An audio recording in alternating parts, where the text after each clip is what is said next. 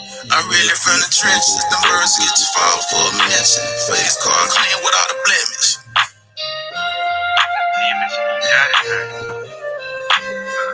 I'm really from the trenches. Them birds get you fall for a mention. These bitches is a problem. They tryna take my road about the vision. They hope they tryna roll me out my gym. I'm really from the trenches. Them birds that get you falling for a mention. Face car clean without a blip. These bitches is a problem. They tryna take my road about the vision. They hope they tryna roll me out my gym. This the shit the hood learners look how us riding with burners. This shit a constant reminder when clucking my concubine. And they say I be talking fly high, end up blending the cider. And she don't be second planning, she sip beside us some apple cider. It's appetizing, I'm good on them sample sizes. The sample size is important, supporting to analyze. My brothers, we all immortal, ain't doing no standing by. And when time to dive in that water, we swimming and synchronizing niggas. Like a swim team, I don't do the slim things. I just need the whole thing, like I don't know what skim mean. Probably needs to know we cooled them off, must be the C19. He 18, but I'm strapped with a C. Now I mean, I was just trying to see 19 at the liquor store, underage, but we ain't need ID. My uncle like a CBX, I'm burning like a CD disc. Talking about mistakes I made, you don't want to see the list, but I kept a cool to me in the face car. Really from the trenches, the birds that get you falling for a mention. Face car clean without a blip. These bitches is a problem. They trying to take my road about the vision. They hope they trying to roll me out my gym. I'm really from the trenches, the birds that get you falling for a mention. Face car clean without a blip. These bitches is a problem. They trying to take my road about the vision. They hope they trying to roll me out my gym. Good brain, high grade. The rest I smoke them the Outback. Fuck a bitch on the Outback. Bucking booty and fell back. Buddy has stole my drum, but I'm thinking that he can have that. I run his hoe like a halfback. Send it back, you can have that. Send around like a hashtag. You ain't know you was trending. Run them out of the old bitch. You trying to go to Kissimmee. Shit ain't sweet here no more. You mistaking us for some candy. These people really be playing. We really laying and planning. Shit, I just been surviving. Remember to wash. Can't pay my rent with this little money. I'm picking the lock. I wanna be like Roddy Rich, so bitch give me the box. They sent my Brody up the road and that did me a lot. That ain't scared me away. I stood up in the face. She wanna slide the Jimmy off. She tryna check her mate. I've been grinding a lot. I've been checking the safe. Shit ain't what I expect. She been setting the play. Really from the trenches. The birds that get you falling for a mention. Face car clean without a blip. These bitches is a problem. They tryna take my road about the vision. They hope they tryna roll me out my gym. I'm really from the trenches. The birds that get you falling for a mention. Face car clean without a blip. These bitches is a problem. They trying to take my road about the vision. They hope they trying to roll me out my gym. See, young nigga, you gotta keep your eyes open, nigga. I ain't talking about your front tooth. I'm talking about the one in the back, the one that don't blink. You know what I'm saying? You know what I'm saying? You gotta move real safe out here. So I'm old school, you check me. Just like that. Keep that first part. Just leave that shit. Keep that first part. Shout out that boy Fremont Scoop, man. Fucking with that track.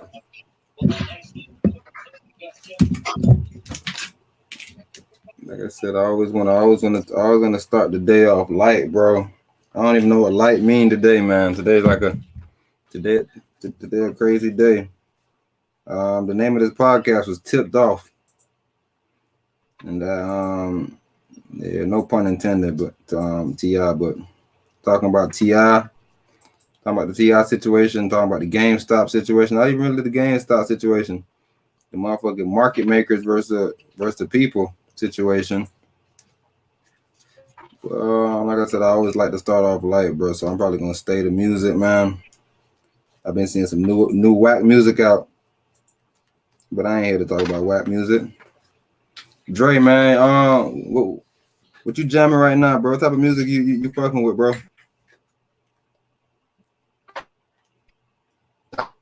Everybody, man. Give everybody that. Who your top artist is right now though that USA?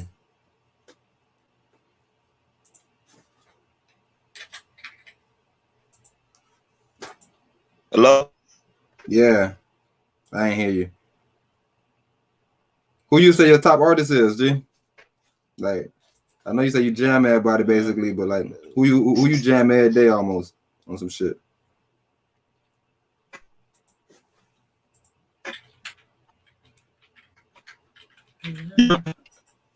You want to Yeah, he might have to jump in, jump out. Bro. Jump out, jump in. He just tried that. One more solution. Yeah. What are you thinking? Jitsi. For him. No, that's not gonna work. Think about there's a lot of Mike and how he's gonna be able to hear us. Situations. Can you go to it real quick? Let me see something. To what? Just we can go to it on this laptop or? I'll go to it on that one. You can see it right here in front of you or no?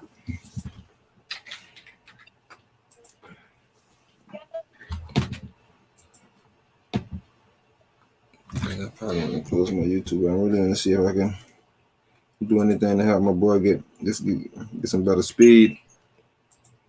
So yeah. Yeah.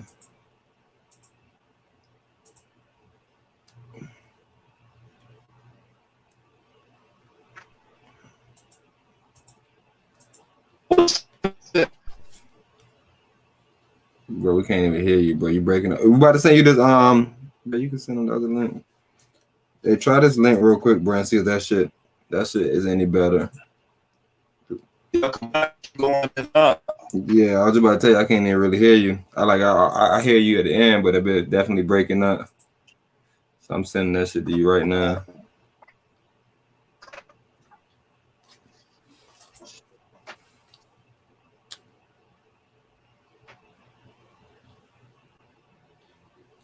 Let me send that bit to your messenger.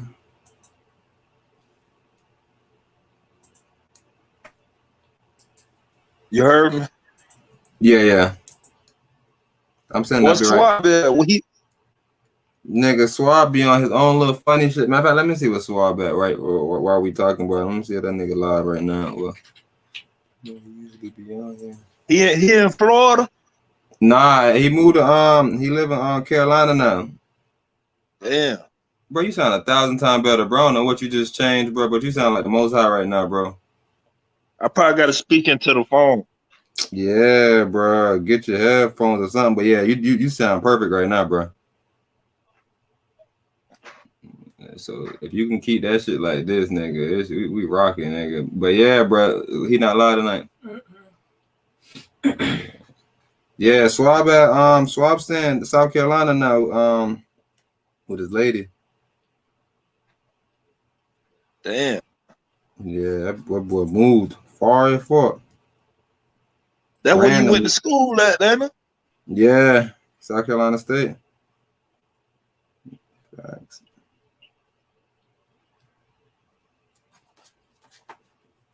How about them Lakers, boy? You fucking with them? I'm watching them. I don't got no favorite team. You know what I'm saying? So who you think gonna win this year then? Since you kind of unbiased, nigga. I don't know, but Kyrie Irving and Kevin Durant and James Harden done clicked up. That's a fucking problem. That's a problem. Hey, that's what I really think gonna win the whole thing. I've been saying that since down there last year. I've been upset since the Lakers won that bullshit ass championship in the bubble. I ain't gonna hate though, cause I'm a Laker bro, but still, man, I won't really appreciate that bullshit ass win. So I've been saying since last year, man, wait till KD and them boys come back. I've been seeing a lot of niggas hate on KD. I don't really like that type of shit. So, yeah, Kyrie, boy, that nigga got sick handles, boy. Crazy handles, bro. There's everything about that man about like the same thing with Derrick Rose, bro. The man can finish with both hands. The man crafty as fuck with the ball. Yeah, I fuck with bro different. That's the same way I fuck with D Rose though. That same way I used to fuck with old school Kevin Johnson. Those are always my type of guards, nigga that could really work, bro. Nigga don't be trying to use a bunch of size, but they actually work with the ball, nigga, work to get open, all that shit. So yeah, definitely that boy handles crazy. Hey, but shout out to Curry too, cause I don't really see him with a lot of handles, but that boy got a lot of change of pace. Like, you ever seen that motherfucker? That boy, like he always that all them hezzies, them little fucking fake jump shots where he look up every time, all that shit. So that boy crafted too. You feel me? Like that's the whole thing, bro. If you just learn how to play to your strength, bro, niggas would be a lot better, bro. So it's a lot of niggas in the NBA right now. I feel like that'd be better. But it's that NBA structure. It don't really fit there. Yeah, my whole thing is chemistry. I think they'll win if they have the chemistry together, but them niggas is taking L's. But you said it's the beginning of the season. Yeah, I'm about to say it better not be no chemistry complaints down there in the playoffs. So like, what's the starting five? Like game one of the finals. KD, Kyrie. They're gonna have the same starting five: Joe Harris and DeAndre Jordan. Yeah. Wait, who's Joe Harris? White guy? Mm-hmm. Okay. Yeah, well, I wouldn't change that. Joe Harris is a nice spot up shooter. He got nice veteran. And who's on the other qualities. side? The Lakers. I don't know. Because it's deep over there. Yeah, the West deep. The East baby to me. Like I said. So the Lakers down there, what? Not even top five? Top five? What in the West? Yeah, they number one number two, I think. And Clippers number one. But yeah, okay. yeah, Lakers. Anthony Davis and LeBron James on the same team. That's still a problem, nevertheless, nigga. So yeah, them boys gonna finish 1 or 2. Okay. I just don't know how they're gonna look in the playoffs, and I don't know how they're gonna look against Kawhi Leonard. Like I said, it's always matchups. Even that Dallas gave them a big matchup because they don't have a lot of inside power. But the reason why I knew that they was gonna do that to Dallas is because I was like, bro, who the fuck is gonna guard Anthony Davis? And if y'all watch that series, he was the fucking big ass game changer, bro. Mm-hmm. Like, what is he? A 4, 3? He'd be a 4, 5. He a 4 or 5. Yeah. What's LeBron? LeBron played 4 or 5, but he usually played 4 or 3 to be exact. Yeah, but his exact position to be small forward. Him and KD both small forwards. But some people they always put LeBron in a different position. So who's guarding who? LeBron. Obviously, LeBron not guarding KD. Huh? LeBron don't play defense a lot. So AD is probably AD versus KD. Nah, you nigga, why you bullshitting? I really think that'll be a better matchup because AD got some solid defense and he long. LeBron chased down defense, help side defense.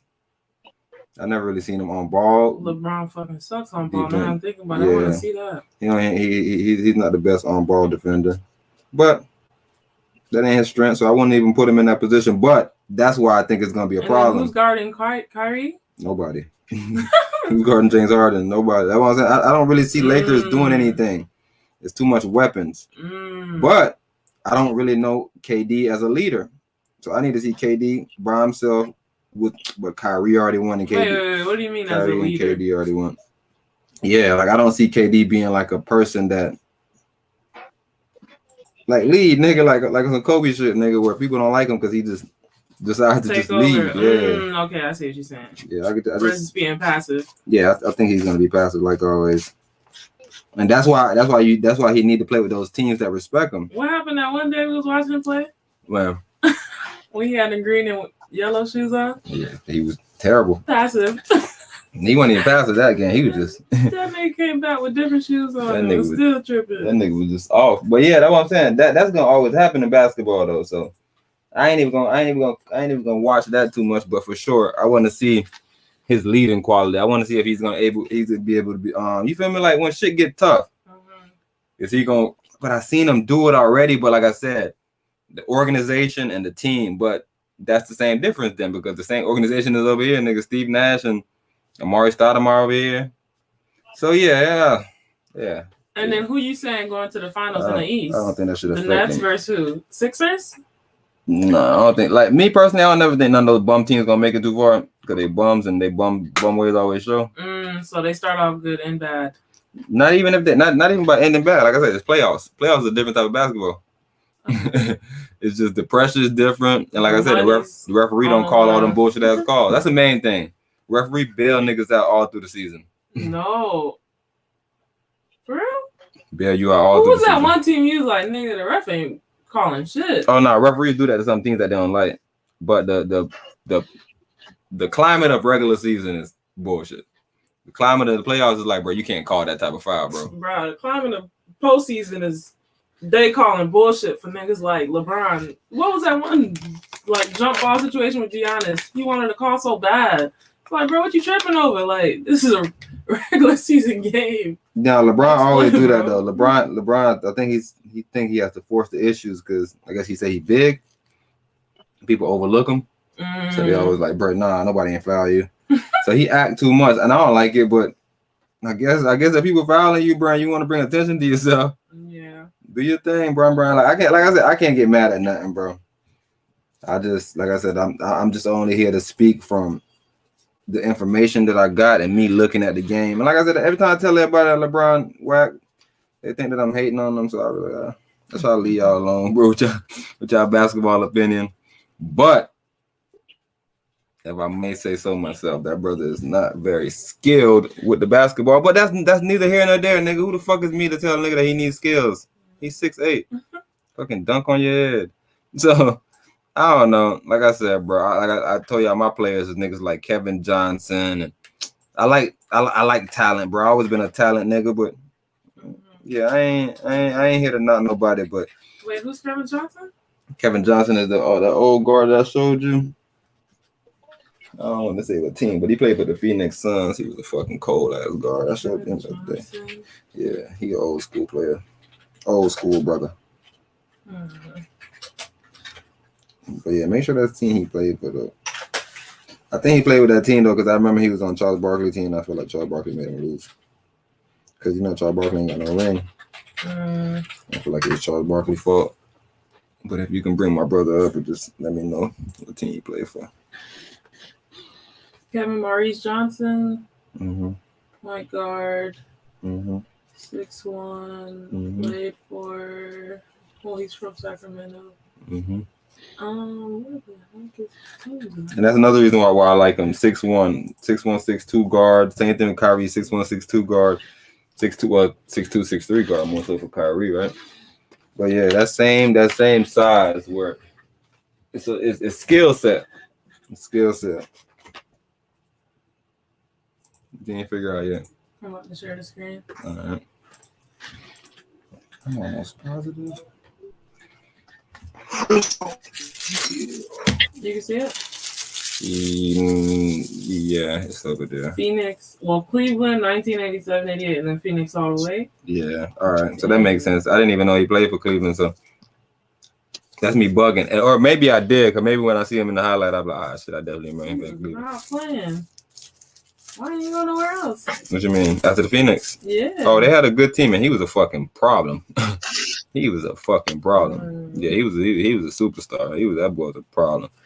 Like I said, it's always different factors though, bro. It's just there's a lot of niggas that's great, bro. It's just niggas ruin their chance of winning or just team not complete enough. But that Phoenix Sun team that he was on with, I'm pretty sure it was him and Charles Barkley at the same time. They had a solid team, but they had to play against niggas like the Phoenix Suns. They in the West. They had to play against niggas like the Rockets. Back then, the Rockets had Elijah Wan, Sam Cassell. Do you think they're gonna change that anytime soon? The sides. Yeah. No, it's no need, right? Because back in the day, they said Jordan was dominating the league in the East. Okay, so the East was.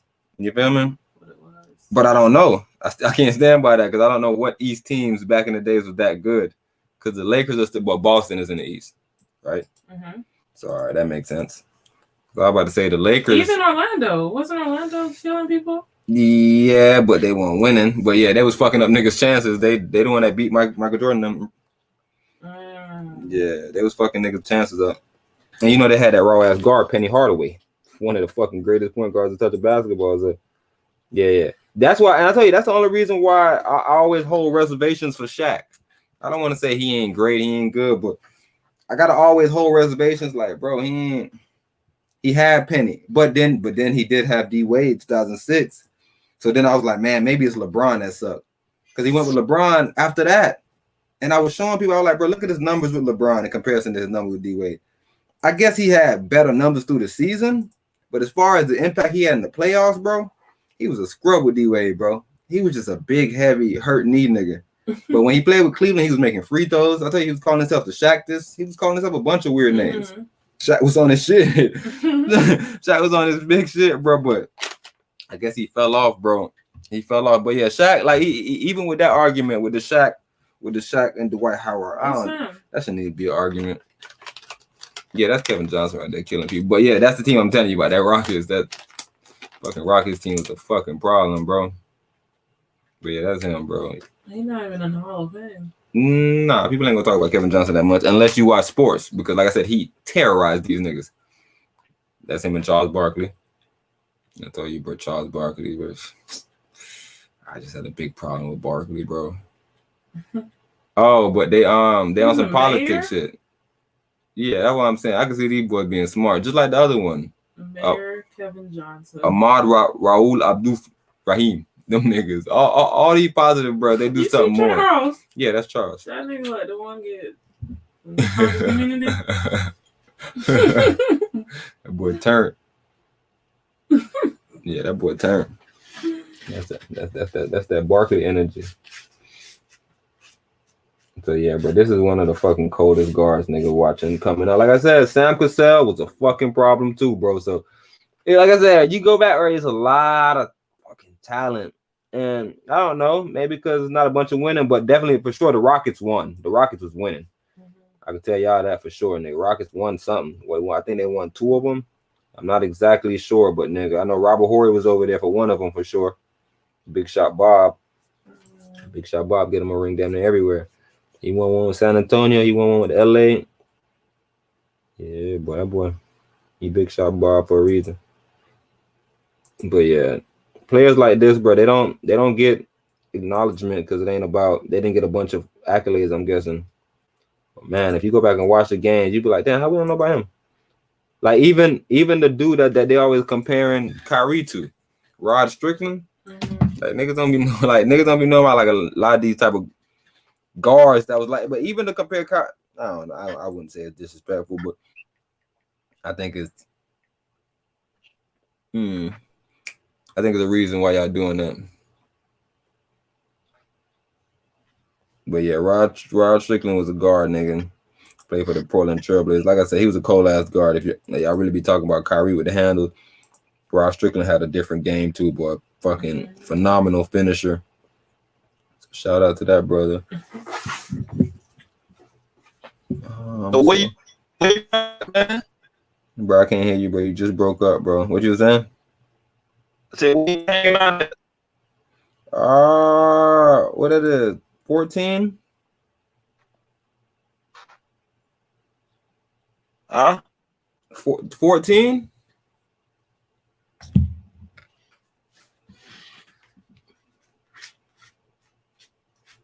You heard what I said?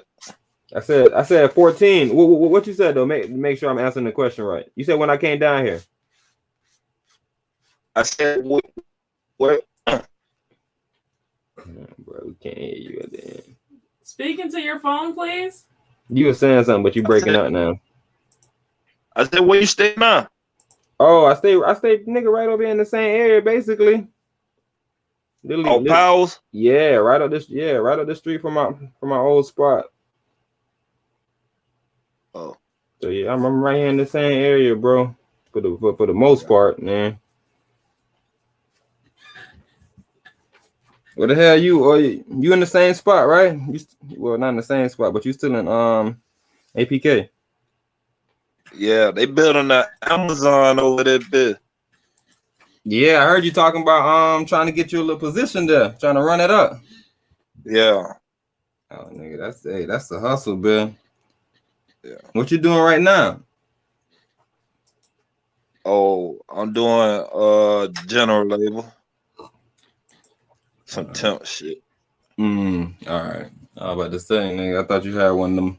Cause I seen you out there. I know they pay good for that shit you was doing that one day. I seen you out there bit when you be holding the signs and shit. Yeah. I know they be paying good for that. I remember I worked a temp job one day. I don't know how much they paying you for that one, but I remember I worked a little temp job and they was paying. Goddamn, I think I'm $25 an hour. I can't even remember the exact number, boy. It was so good. Now I'm trying to get me a career at Amazon, man. Hey, nigga. That's That's definitely a little hustle, Bill. As long as you got something else that you building on the side, or you throwing some money into some stocks or throwing some money into some real estate or some shit like that, bro. Yeah. We got to be trying to, you feel me, trying to grow that bit so we ain't got to be working. Like I said, ain't nothing to work, but if you working to build your money, definitely do that. But you got to have your money also working for you, bitch. So every time you go to work, but you probably just come home every check, you just throw something, you feel me, throw something to this account or that account and watch that bit grow. But not in that same little old school way that niggas taught us about putting shit in the bank. It's all stupid shit, bro. You put some shit in the bank, you get 0.1% return. That's a penny on your fucking money for the end of the year.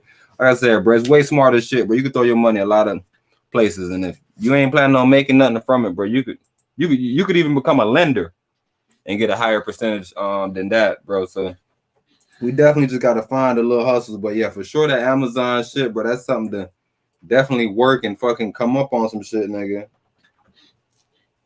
But you gotta always be thinking like that. You know, a lot of niggas get into those quote unquote good jobs, bro, and get stuck. You know, you feel me? Niggas gotta always have that same mindset. Like, bitch, I can retire off of this, but who says that these motherfuckers gonna be able to take care of anything? Or even right now, where inflation is so crazy, motherfuckers think the price going up, but it ain't really no price going up. The dollar value is low, so a nigga got more dollars, but you got the same amount of dollars, bro. Just shit is worth a lot. It's inflated, so that's what we going through even right now. So we just gotta find a way, bro, to maneuver the system, bro, continuously grow and just have something else working for us. But we cannot be dependent on them to be giving us some money, because if they give you such and such money at the end of this term, and by the time we get there, they like, yo, that shit ain't really no money because you need this much money. You feel me? That's going, you feel me? So all that type of shit I be thinking about. So you definitely can't get too stuck as far as, you feel me, just, bro, I'm working, bro, I'm good, bro. You feel me? I got a little career now, I'm good. So as long as you always got that mindset, like I'm gonna mind my own business, meaning that, yo, I work here, but whatever I do at home, I gotta mind my business. So whatever I'm doing, nigga, if I'm fucking doing YouTube videos, if I'm doing reviews, if I'm washing cars, nigga, whatever I'm doing on my own merits, that's my business. All that other shit that I do, that's work, that's jobs. To fund your business. Mm-hmm. So we just gotta always keep that mindset. What's up? I see your boy doing this thing cross seas. Yeah. Who he you know, he was in the league not too long ago. But I guess it's more money. So I guess that's why he left, because he was they had him basically with a 2-way contract for the development league. Yeah, D League. They don't even call it that no more. They call it the Gatorade League. So yeah, he had a 2-way contract for the Gatorade League shit. And I guess he decided just to go overseas, nigga, because like I said, bro, it's about the bread. So I don't even want niggas to even get caught up in that shit, bro. I tell you, like, even after going to college and seeing the politics in sports, even right now, like I said, tonight we about to talk about the GameStop shit and all that politics, but this shit don't change, nigga. It's the same shit in sports, bro. These niggas that made it to the league, like, I even remember growing up, they be like, man, the sorriest nigga in the league is like the best nigga walking around. I'm here to tell you that's a bullshit ass lie, bro. Sorriest nigga in the league is the sorriest nigga in the league. You regular nigga bust his ass. Like, they always do those separation to where we feel like we need to go to the league. Like I said, if you want to compete, just compete for the fuck of it. You can definitely try to go to the league, but we got to be more forward thinking with this shit. Like I said, if that's your dream and shit, I ain't got no problem with it. But we just gotta make sure, bro, that we think about our body and we think about long term. I remember when Derrick Rose started thinking about his body, how the fans started getting mad at him because he started telling them, like, yo, I got to think about my career. Niggas like, what you mean, bro? We need you to play tonight. And it's like, bro, G shit. Because remember when he got hurt, where the fuck was y'all? Everybody jumped off the bandwagon. Y'all forgot that he was the youngest MVP in NBA history. So what the fuck do y'all care about for real? You feel me? So even early, I was on some shit. And them boys were saying, yo, we need to start owning our domain. I'm like, bro, what are y'all doing? Like, they're buying up all the domains, bro. So that mean like right now, everybody on some shit called Clubhouse. Right now, these brothers are on there telling people, yo, you need to go and buy the .clubs. So type in your name .club, nigga, and buy that domain. Like, they're going around and buying all of the domains because you don't know the worth of it. And then you start selling them. Like I said, bro, this whole game is a scam. The same thing with this basketball. The same thing with all this shit, bro. It's all a scam. So if you're not willing to follow the rules.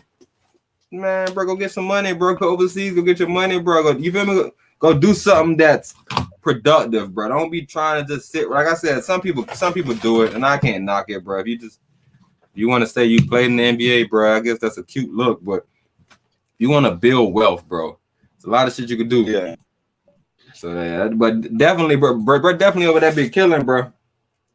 I don't know if you ever watched none of his highlights, but he over that bit hooping. Yeah, I seen the highlight. Shit, man, when you what's up? You remember Eric from Boone? Yeah, my boy, man, Eric Griff. Yeah, that nigga in the league too. Yeah, man. I remember my when I was first going to college, I was about to go to Campbell State with him, but I was like, fuck them boys. But yeah, I definitely shout out my boy Eric. That boy got a lot better. Cause I remember when I was at Boone that freshman year, that boy got a lot better though. So shout my dog out. Hey, but is he still in the league, or are he overseas now, or he in the G League? Who, Eric? Yeah. I think Eric went. I don't know. I think he went. I don't know, man. Cause I was watching his highlights across seas, and then he was back over here. I don't know what Eric doing, but I know he playing ball though. Yeah, that boy. The last time I seen he was. Yeah, I don't remember if I seen him. I seen him with a 2-way contract from Miami at one point. I'm not sure where it went. Let me see if I could bring something up real quick. Right here. Friend.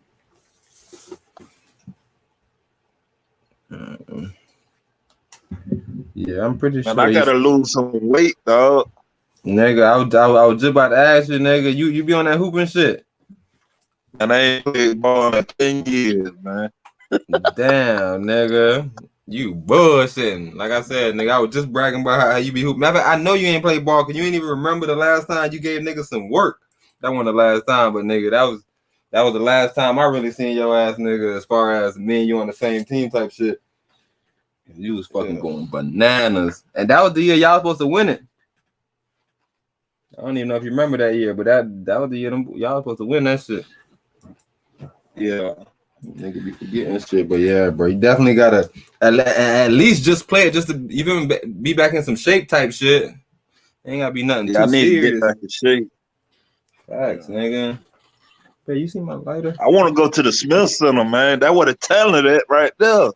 Bro, I ain't been to the Smith in god damn so long, bro. Yeah. But that's the thing, bro. The gyms don't even really be like that no more, bro. I don't know what's going on, bro. It was, I guess you can open that. It was kind of like that from my last year of high school. Really, the shit started getting watered down. But the main reason why I got watered down, and I remember me and Varnum was trying to change that shit because the way the gym was set up, nigga. We was in high school, but all the niggas that we hoop with literally just graduated high school, so they in college now. But to get in the gym, you gotta pay for membership. It was just a whole little bullshit, bro. So a lot of motherfuckers that was really planning on coming, niggas won't come in no more, bro. So you feel me? The gym just really became some shit on like a bunch of young niggas hooping. So the shit been dying off, bro. And then now they got these little weird gyms spread it out everywhere. Everybody got their own little gym. The shit crazy, bro. It's just like the rap game, bro. It's just like the fucking the weed game, bro. It's just like all the games, bro. The shit watered down to where now you gotta have new names. Niggas gotta smoke on smoking the Zaza, smoking. You feel me? You gotta be on something different now, bro. Cause back in the days, nigga, you was just on high grade. Got some good guys. Yo, you feel me? Everything back in the days was simple, bro. But now, like I said, even from my 12th grade year, bro, it was a lot of paying coming in. It was a lot of pay to play shit coming in, bro. And that shit killed basketball, bro. Cause like, you know, hooping, bro, that's a hood nigga sport, bro. So the fact that we had to start paying for it, the shit got watered down where a lot of niggas went to other gyms that they didn't have to pay for, or niggas went to this gym. It's just yeah, bro. They that shit been dead since really my last year, bro. So 2012, 2013, bro, I really seen that bit dying, bro. And even when I came back from school, nigga, and I was trying to rehab, nigga, you feel me, get back out that bed and hoop, it wasn't even like that. Like I said, it was a little better because at that time I was going to the Smith still with Scott. And the thing is, with Scott, he able to get people to come up there. So around that time, it was still hoopers. It was still people, you feel me, niggas about to go to school and shit. And Scott always get the top high school players, nigga. Same thing when we was in high school, Scott got us come to the gym. So when I was going up there, it was niggas like Antonio Blakely. Matter of fact, the year I came back, that was Ben Simmons' senior year. Because I remember him and my other dog, I took them to the YMCA. I mean, I took them to the Smith one day. I remember I had to take them home. Scott took them to the Smith, nigga, and they didn't have no ride back. So yeah, that's when I came back, 2013 to be exact. But yeah, it was some solid hooping because Scott. But like I said, Scott now owns his own gym, I think, and that shit is kind of in Apopka. It's towards your way, past Shoot Straight. Damn, but you remember the name of that area? CPS gym. Yeah, you ever heard of CPS gym? Nah. Oh, it's over here? Yeah, it's called Cooper Sportsplex or some shit. Let me see. Let me let you know where it's at. Yeah, because like I said, it's Scott. So he be getting like a bunch of like overseas niggas. Like with Scott, but a bunch of legit niggas come. Yeah. Wait. Yeah, you fucking up again, bro. Let me see. You heard me? What you said? I started wait, bro. You said you about to start back. All right, it's on 110 Athletes Row, Apopka, Florida. I don't know if you know what the fuck Athletes Row is, but nigga, you been staying over there your whole life, damn near, nigga. You gotta know Athletes Row, bro. It's past South Apopka, going down South Park Ave. Yeah, bro, you should know what this at, bro. Old Dixie Highway right here. Let me see what else street. Bradshaw Road, Lake Gym, bro. You should know this shit. The Well Activity Center. You gotta know something about this area, bro. Is it by Wawa? Mm-hmm. Huh? Yes, sir. I think I know what you're talking about. Yeah, the Wawa is literally right there. Chevron is right there. Wawa is right there. I think I know what you're talking about. Yeah, bro. I like I said, it's more so south of Popka. You going? That's where I stay at. All right, what nigga? Like I said, bro, you is literally right here, bro. Because I'm looking at South of Popka, nigga. I'm gonna send you the address, nigga, so you can just check it out, nigga. Cause yeah, bro. Like I said, nigga, whenever I'm going out there to hoop, bro, we could definitely go out there together, bro, and just get some running in, nigga. I've been trying to get some old hooping bros to go to the gym with me, bro. You know, there's a lot of these new niggas.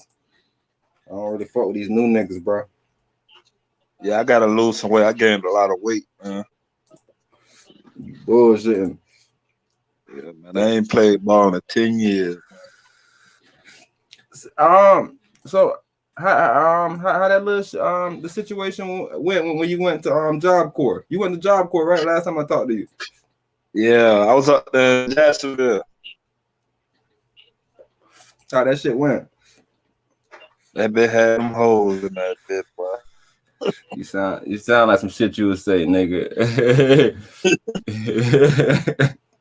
Nah, I completed this shit. Oh, all right. That's what's up. That's what's up for sure. Hey, I seen I don't even know if you call him Slip, but I seen Ruggieri. I be chilling with Ruggieri all the time. He had holes in my phone. Yeah. Nigga, you remember Ruggieri that used to be with Brent, bro? 20 years. Nigga, damn, my boy just fell out, bro. Hey, but the GameStop, all this stock shit is just like basketball, bro. It's a pay to play. If you ain't paying the big motherfuckers, you ain't playing with the big motherfuckers. They're gonna take their ball and go home. That's all I'm telling you. So, nigga, make sure when you show up to the courts, you got some dollars, bro. If you don't got no dollars, this is what we're gonna tell you. Just got a tip that Citadel reloaded their shorts before they told Robinhood to stop trading GME.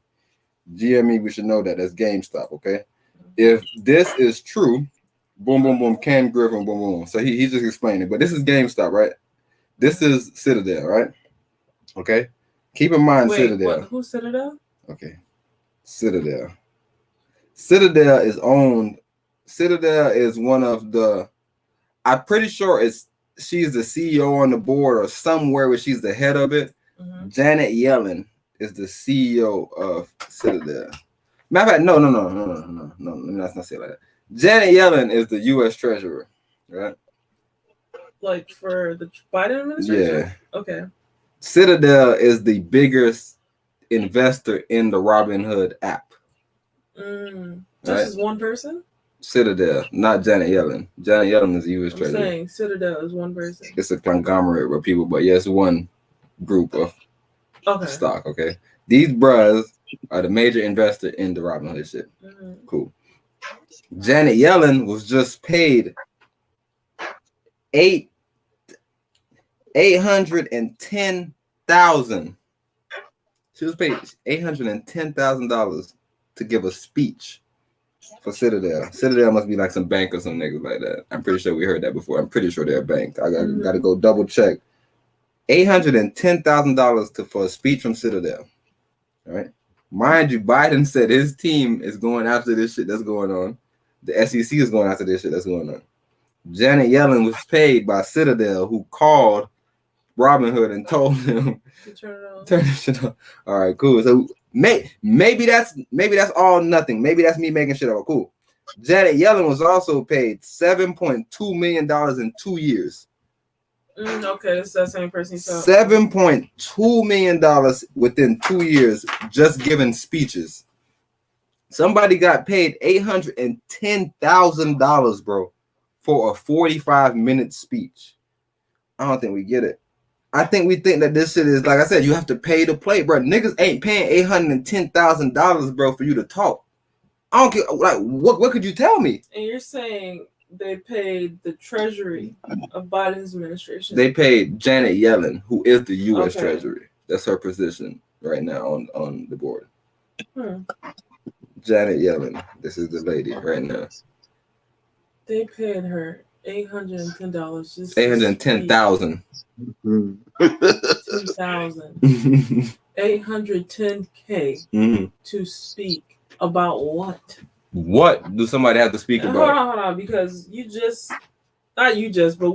discovered more so recently that Hillary Clinton got paid, Bill Clinton got paid for speaking engagements, wazoos of money, and it's like, what the fuck are y'all speaking about? That it's like we need to figure out the averages. Like, what is the average speaker getting paid? How much is ET getting paid to speak? And maybe that's what we got to do, right? We got to go figure out what speakers getting. Yeah, and it's like, what, the higher position, the more you get paid. Look, and then this is what record shows, and this is always the funny shit. And this is what I was telling Swab last year. These brothers have to file taxes, so I understand you saying they got to pay this way. That it's gonna come out that they was paid. So like, it's better that you let me like. It'll be an easier tax write-off or an easier situation to be like, yo, I got paid for this gig I did, and that's why I got that much money. Like, because I remember you saying that Trump was against Wall Street in so many words, and then he wasn't a brother that was speaking. Can you put Janet Yellen over here so that the viewers could see? But yeah, but keep on going there. You were saying that Trump was never a brother speaking in front of the bankers or anything of that nature, and like, what's going on right now? Like, this person is in the Biden administration. Biden is saying that he's going to take care of this. So, like, are we about to see a headline that he fires her? No. She's taking care of it. She's in charge of taking care of that. She's a U.S. Treasury. She's supposed to be a genius with money, right? Incoming U.S. Treasury Secretary. She's a Treasury Secretary. She's supposed to be a genius with money, bro. Treasury means that you're keeping all the treasures, nigga. She's a genius with money, they saying. She's giving talks to niggas like Goldman Sachs. Same people Obama was giving talks to. Goldman Sachs. All these weird groups. Council on Foreign Relations. All these weird groups. She was the former Federal Reserve chair. Man. So, what's going on in reality? Like, who's about to take care of what? Babe, you didn't look at these numbers though. All right, so this is the first. All right, so this is the first time she spoke for Citadel. She got 292K. So I mean, the second time they probably gave her 600 and something K. But yeah, I kind of want to use like a little skim over it a little bit. Just the former Federal Reserve Chair disclosed. Like read it. Mm-hmm. The former Federal Reserve Chair disclosed a list of more than 50 paid speaking events for financial firms that included 67.5K from Goldman Sachs, 54K from an event at Barclays, and 292.5K from a single speech for a hedge fund, Citadel. Okay, I thought it was spelled completely different. The documents were submitted to the U.S. Office for Government Ethics as part of Yellen's efforts to secure the top role at the U.S. Treasury. While she has already been chosen for the post by the president-elect Joe Biden, she still has to secure formal approval from the U.S. Senate. The filing showed Yellen also earned 112.5K from a single speaking engagement with UBS, another banking system, 225K from a speech for PwC, and 270K from an event with the London headquartered bank standard. These are all bank niggas. The big bankers sitting down, paying money. It is common for high-profile government officials such as Yellen to take paid speaking roles after retirement. Ben Bernanke. Like, Dre, you see this shit, bro? See what? Do you see how much this lady getting paid just to speak? How much? Bro, this lady is getting paid guap after guap after guap. We just read almost 4 different. No less than 50K. No less than 50K. So that was her lowest one. 54K. Okay, that was her lowest one from Goldman Sachs, and they don't respect shit. Nah. 67K from Barclays. Yeah, that makes sense. Barclays. That makes sense. And then Citadel, they're a hedge fund. These are market makers, nigga. These are the exact niggas I'm telling you about. So, like, what?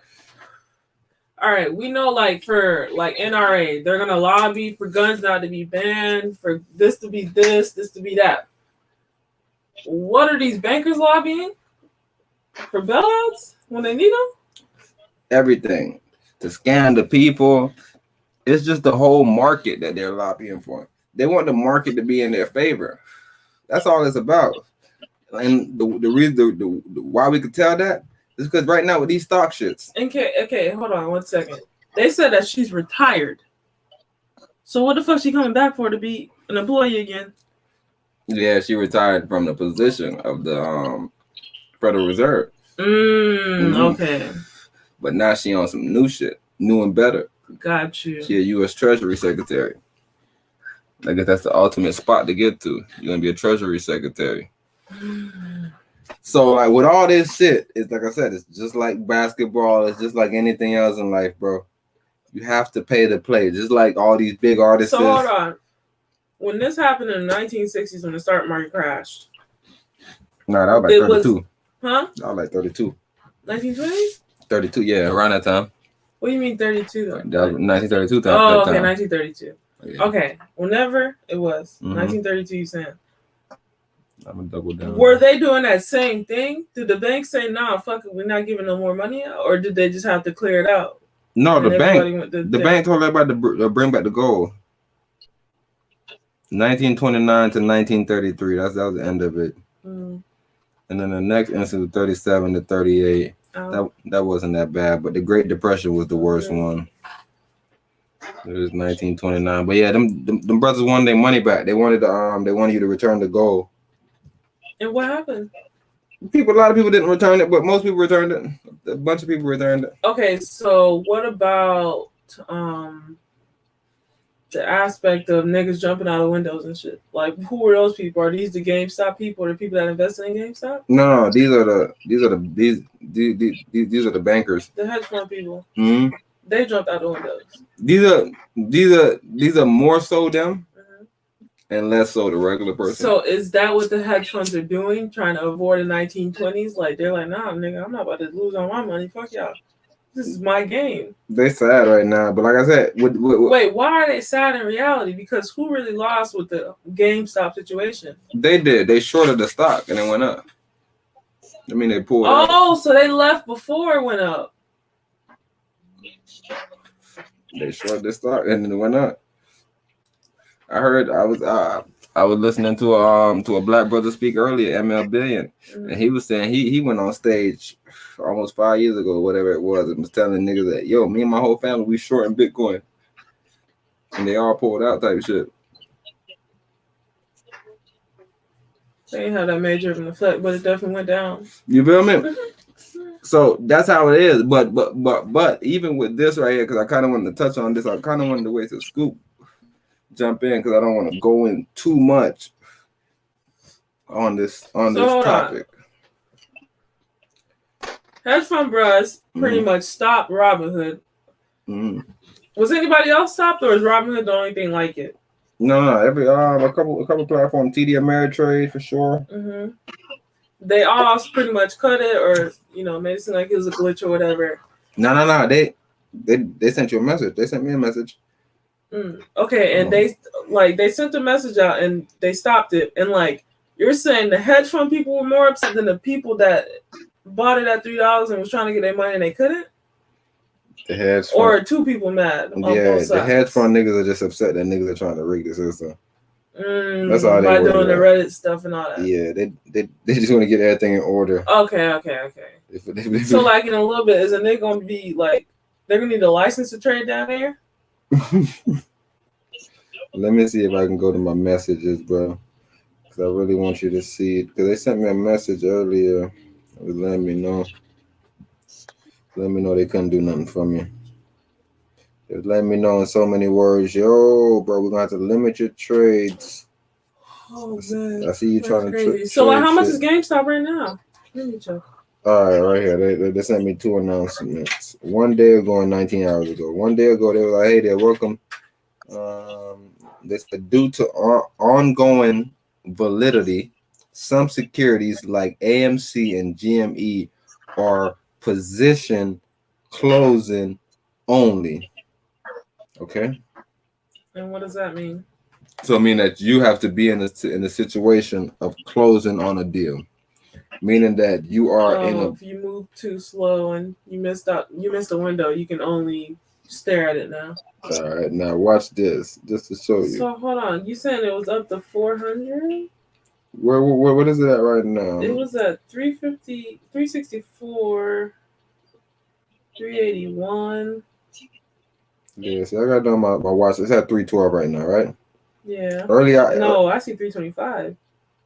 See, I don't know what you want. See, closed January 29th, 7:59 p.m. at 325. See it. After hours 312. Yeah. Okay, so closing deals. Yeah. Wait, so who? I got after hours on here right now. All right, where else can you really go to? I guess close that besides TD and those little apps, like as a. Yeah, that's the thing. Your brokers are closed right now. All the brokers are closed. They close at a certain time. But these apps, these trading platforms and different shit like that, you can trade all day.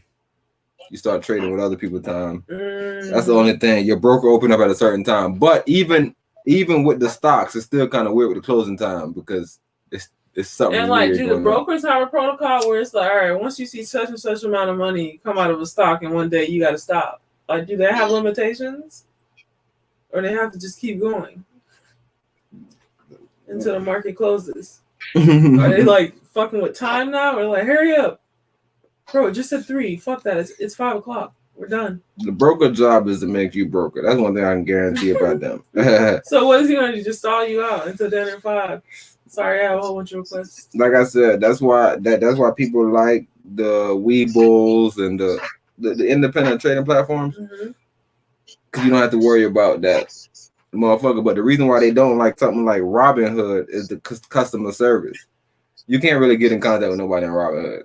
Yeah, like if you hit a nigga up right now, Robinhood, you're gonna get him back 30 days later, probably. Robinhood it's not good. It's not really customer service friendly, but the app is so easy, it's so free. I guess you don't really complain, but now they got a class action lawsuit because the nigga making them losing money, and they're stealing from you. They really stole from you. They're definitely stealing from you because these niggas is literally stopping the line before the shit even closed. Like, this is a first come, first served basis. And I told you, like, nigga, this is based on time, and I'm here on time. And that was the problem with AOC going at Ted Cruz because Ted Cruz was one of the niggas on some Republican shit like, yo, just leave the door open for a little bit longer. And she was on some shit like, yo, fuck this man, let's attack him.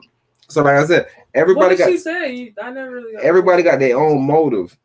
Everybody got their own motive. And you feel me? You just gotta watch everybody kind of carefully. But like with these stocks, bro, just another thing. If you're getting in quick and you trying to flip something, I cannot be mad at you. But if you telling me that you have been doing research and you think GameStop is a viable stock, you're bullshit. That's all I'm telling you. If you telling me that you did your research and you tell me that GameStop is a viable stock and fucking COVID fucked them, if you think anything besides this is a bad business and it's going out of business is the problem, then I don't think you did research. Because if you go check their income statement in 2019, it was the same low bullshit. If you can check that shit in 2020, well, that was COVID. All right, 2018. 2019 for sure, they have bullshit numbers. 2020, I'm pretty sure they have bullshit ass. 2018, I'm pretty sure they have bullshit ass numbers too. GameStop's been constantly going the fuck down, but they're taking a nosedive right now, straight to the ground. So, bro, if you're getting into any of these stocks, you gotta understand. So right now, in technicality, they're protecting GameStop because GameStop is they ain't protecting shit. GameStop protecting itself because look, to this day, nobody heard the CEO come out and speak about it. You ain't hear the CEO come out and say, "Yo, we got new shit coming." That's why people fucking with us. All these people are pretty much victims. What do you mean? Like GameStop is a victim. Why they a victim? Because they don't have nothing to do with nothing. It's not like they leaked any information like, hey, we have new technology coming out. Like there's nothing going on. It's just it was a low stock, a penny stock damn near. And niggas fucking did some bullshit with it. It's like, this is a cheap one, we finna pick on them. It's another cheap one over here, we about to pick on them. Anytime your price low, you about to get picked on. Sears and JCPenney's next. The main thing is these big hedge fund niggas and all these mainstream niggas, they tell you when they're shorting funds. They tell you when they're going to short a stock. Tell who? Everybody. They got their sites where they tell you, like, so that's what I'm saying. Like these Wall Street bet niggas and all these Reddit people, they're not doing nothing super extreme. They're literally listening to what these niggas say they're going to short and they go against them. And now, just to be clear, when they say, all right, we are shorting it, which means lowering the height of the actual stock. When a nigga goes into Reddit, you're saying, they're like, hey, they about to short the stock. We about to buy it all. Make it seem like it's going up to the general public, and then we all gonna exit at this certain time. Don't tell nobody. See, is that what's going on? Me personally, I'm sinister, so that's what I think going on. So is Forex like a gateway drug? Because it seems like once Forex fucking came into it. No. Forex almost got nothing to do with it. But like I said, Forex been here. But I'm saying niggas see Forex, they give them the Forex, and then they figure out, this shit ain't that bad. Let me try my time in stock or whatever the case is. A lot of people wasn't trading stocks still. I seen people trading stocks after this GameStop shit. So I'm telling you, nothing is forcing them forward nowhere. They're chasing money, nigga. They're chasers. And that's the bad thing. Y'all are chasing bullshit, bro, and y'all not doing real research. I'm telling you, bro, if you think GameStop is a viable fucking company, bro, bet on me. I'm gonna short GameStop. I don't know if I could short it because I don't got that much stocks in it, but I'll short it if I could. If I was in GameStop and I had a bunch of stocks, I'll short the fuck out this bullshit. Because I know that I'm going to make money on the way down. I'm going to make $50 million on the way down. Everybody that I see, I'm giving them a stock. I'm selling it to your app. Here you go. On my way down, brother. So we don't get it. So like I said, if y'all fucking with GameStop, I'm not going to knock y'all, bro. But to this fucking second right here that I'm still speaking on the podcast, the GameStop CEO, y'all don't even know the GameStop CEO. I can't even believe that y'all are betting on a company that y'all don't even know the boards of direct. Y'all don't know nobody, bro. But y'all fucking with a stock. Like I said, bro, our main shit is to always educate our people. It's not to put no fear tactics. Me personally, bro, I'm an opportunist. I'm not risky, but I'm an opportunist. So I definitely think that if you have the time, if it was $3 and you got it when it was $3, jump in, jump out. I'm telling you that the game plan, though, and the game that's being played right now, that a lot of niggas is not paying attention to, because, like I said, if niggas think that GameStop is a real fucking, like I said, maybe it is. Maybe I'm bullshitting, because right now, after hours, what is that, 312? Earlier earlier today when I was looking at it, what it was 380 is the top I seen it at earlier today when I was checking it out. So if them boys was at 380 earlier, even if they was at 380 earlier and you sold to new niggas getting in, you would have made money, right? But I don't think we should play with this stock. It's way too volatile. And what I'm saying is, the reason why I'm saying that is, for sure, it's going back down. Right now, I'm watching it. A little ticker just changed. What it is, 11:35. A little the flowers 3:25 after hours. Though it's still after hours is 3:12:01. So it's slowly dropping. It's negative at 12.99, down 4%. So like I said, bro, it's with this stock shit, bro. We need about four to, I'd say 8 stocks if you risky. Me, I'm a little different. I would even say 10 if you risky. 5 and 5. 5 solid long term bruhs and 5 solid short term bruhs. But I like smaller numbers so you can get more. And like I said, but I'm an opportunist. So if a stock like GameStop come up and you came up when it was $3 and somebody told you about it, get in on it. You get your shit, you reap what you sow, and you get out. But this game that motherfuckers are playing right now with this GameStop shit, bro, is the last nigga holding the bag. And I'm telling you, bro, you do not want to be the last nigga holding the bag of something that nobody wants. The game is fine and fun and dandy, bro, and everybody want this shit, and we trying to figure out what's going on. But I'm telling you, you are gonna get severely hurt. Depends on what you bet. Like I said, if you win in $10, if you win, you feel me? Whatever you win in. I'm really talking about the GameStop shit. Oh, I don't know if you really seen. The stock. A lot of niggas fucking with it. That shit was just at $3 damn near a month ago. And that bitch almost at motherfucking earlier today. It was almost at $400. If you bought motherfucking 100 stocks at $3, you spent $300. That $300 now is worth you almost up, I think, $325K.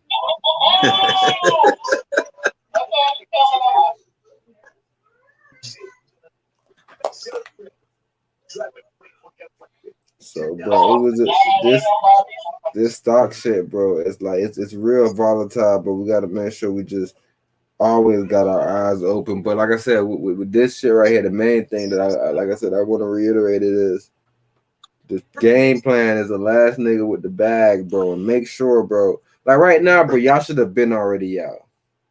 From the day all the weird, like I said, but I don't know because I'm hearing the brothers saying, bro, we pushing it to a bad. I'm sitting back and I'm like, bro, do we really think that these are just strictly retail investors? No.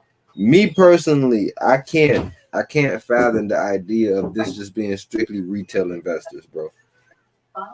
The shit went from $3 to $400, bro.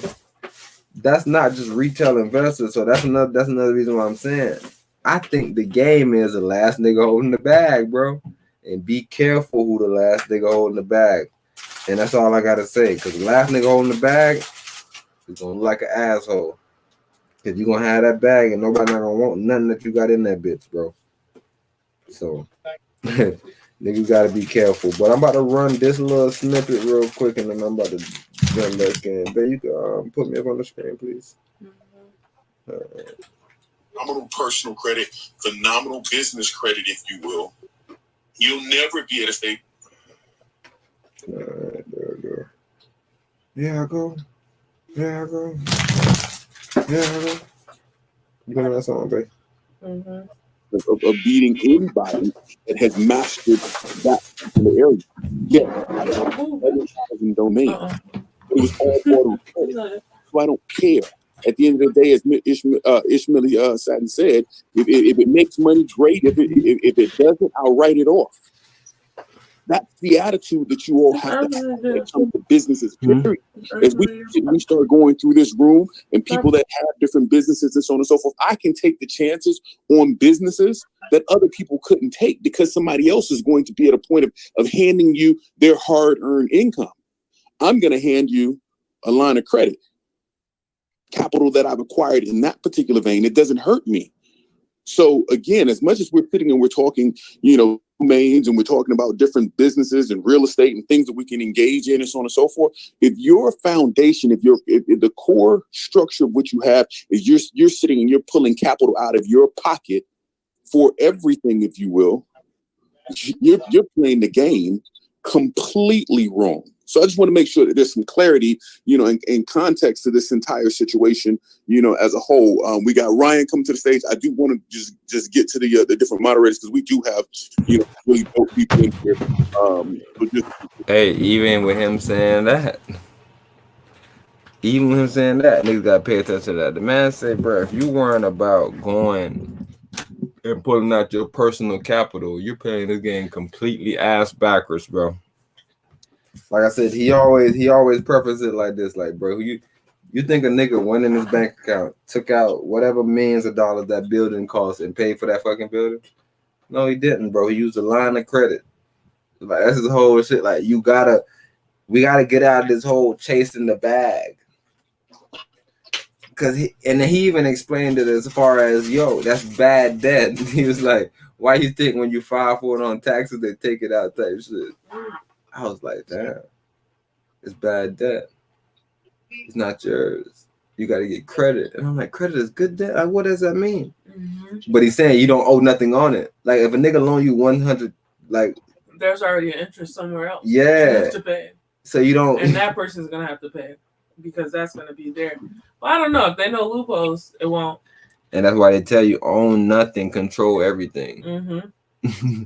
That's the game. It's like, but all it's saying is you're married to the game now. Like, there's no getting out. You're going to always be in debt. You're going to die in debt. But the system is built off debt. Mm-hmm. And the whole thing is your house, everything, your car, everything is debt. And I tell you, a lot of them, they stay in debt for that exact reason. Because they figure once they pay things off, they're going to have to start owing things. So they stay in debt, bro. I'm telling you, I hear a lot of niggas saying this. I'm like, bro, what? I'm telling you, the rich people, they're playing the game different, bro. We're playing you feel me? Poor people playing the game ass backwards. And we wonder why we can't catch up. Poor people are scared of money. What is it? That's a scam? Poor people scared of money, nigga, and they love quick money. They love chasing money. Mm-hmm. They don't like working for it. They light workers. Poor people are light workers, nigga. They see easy money, they want it. Like I said, it's not all of us, bro, because some of us take that route, bro. But, bro, if we're not researching these companies, bro, for at least a 6-hour, a 5-hour block, come on, bro. What the fuck you know about a company, bro? What you know about new innovations or anything they have coming, bro? Right. So that's the only thing I was saying, bro. With these stock shit, bro, please do not be the last nigga holding the bag. Because that's the game. The game is who's going to be the last dummy walking around with a bag full of rocks. You snooze, you lose. You feel me? Because even right now that they blocking a lot of niggas in where you can't jump out. And like I heard somebody saying like a lot of niggas had some like real triumphant story. Like, hey, I was able to pay my mortgage off for the first time. A lot of people have real triumphant stories. Don't let that triumphant shit get you call get in the way of you making good decisions. Take your money out. Yeah, they told you that it was gonna go up and it went up, and they told you that it's gonna go up to $1,000, and you think that might happen too. You don't need to try that one out. You feel me? Let the people that got in late try that one out. Mm-hmm. You already got in on the early one.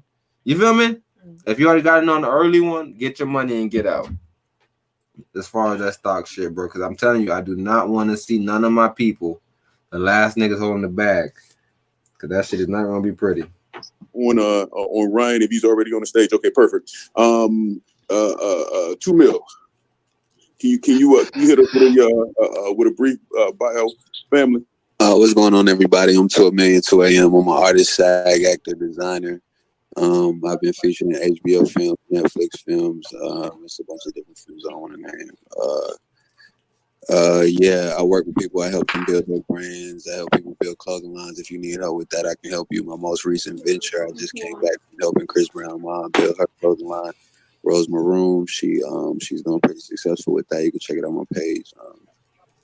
Yeah, tap in with me. Let's get it.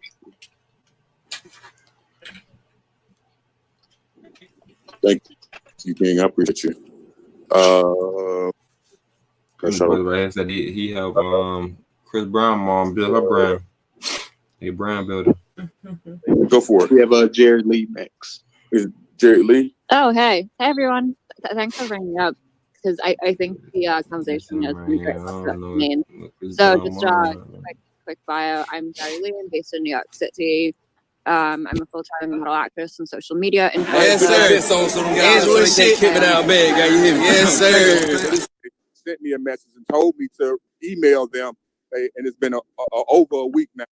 Brokers. So understanding the ecosystem of domains, the different extensions, the marketplaces, valuation, end user sales, basically how to get into the business, turn your passion into profit and translate it into domain investing, digital real estate. So I'm really excited. I didn't see Clubhouse coming. It sort of got dropped in my lap. I met Ish and, .club and Clubhouse. There was some synergy there. Saw some influencers on the platform starting to brand around the name.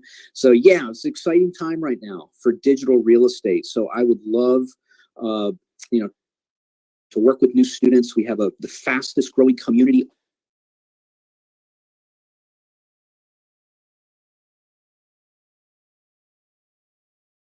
whole space, but domains are the base level, right? I mean, if there's one piece of advice I can give you, check to see if yourname.com is available.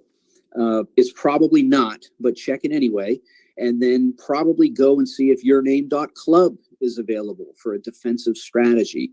Just makes sense to do that, with the promos they're offering for a couple bucks. If we're all expecting Clubhouse to bring in 100 million members in less than 12 months, might be a good idea, right? So that's what we're seeing.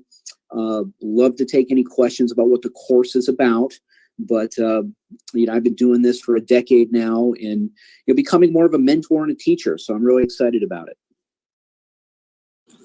Perfect. I think we got some people that are on stage that we brought up some, let's kind of see what their questions or thought processes may effectively be. They may have some questions for different individuals. I think I got all of the moderators. Mods, if I missed anybody, please just speak up and let me know. But I think I got everybody.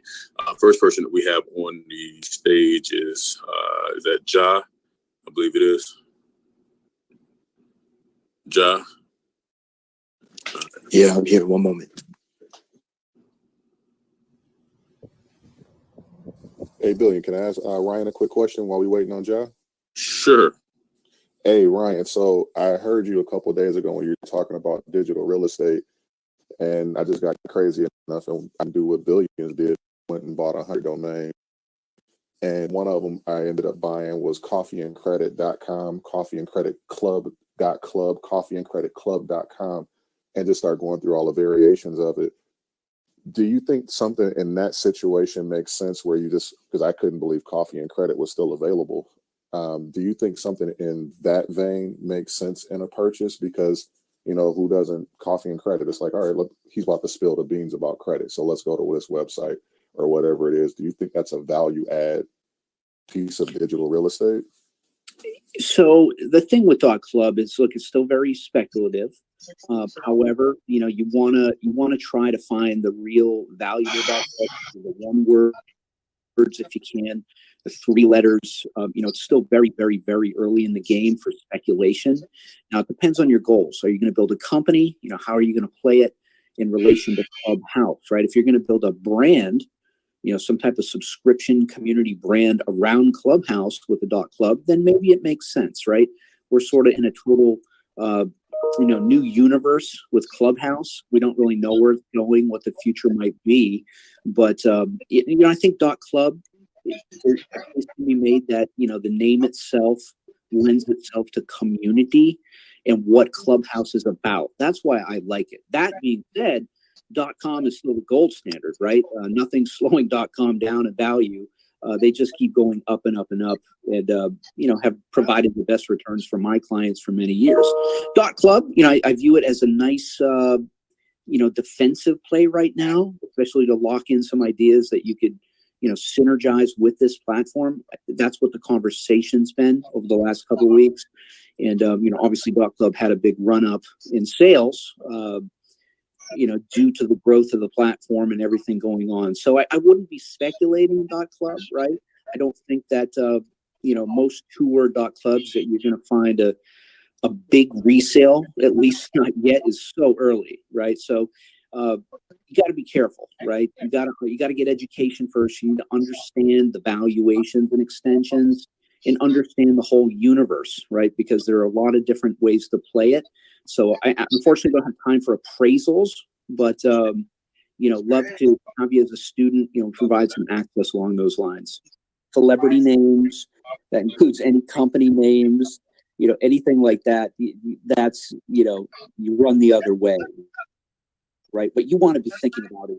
How do I synergize a community around Clubhouse? How do I build a brand, right? How do I build out, an example? Look at Exactly. I sort of kind of skipped it, but at this moment, he was basically asking him like, should you just be buying celebrities' name and these type of niggas .clubs, holding it down, hold it down for them and selling it back to them when they come.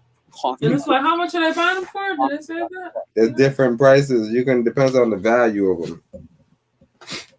So right now, if you go on Google, you can probably type in a website and find out how much a .com is valued at. Mm-hmm. And then what they do is they sell those domains, and that's how they come up. Yeah, but I'm just is it worth it? If it's any more than $1, I don't want it. That's the thing. But if you could sell it for $1,000,000, nigga, $1 billion, it's a lot of how money. many success stories have they had? Because what? When we was getting our domain, it was nothing to a .org, a .com. The .coms get ranked on Google. So we just seen our .org on Google. Nah, they make it, but I'm telling you, it's the value. That's what I'm saying. If you go on the John, you can see the value of a domain, how much a specific domain costs. And that's the thing. If you buy it, nigga, you have that value. You can sell it to somebody. And where are you saying? What you mean? Anywhere? Just type in, what's the price of the highest domain? Or what is the highest domain? Nah, what's the price? Yeah. Or what's the value? Find out the value, not the price. Let me see if I can pull it up, because that's definitely.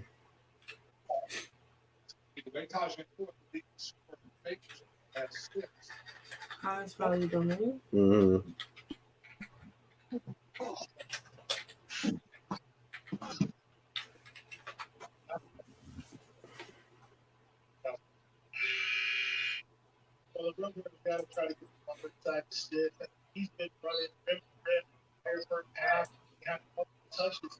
We're looking.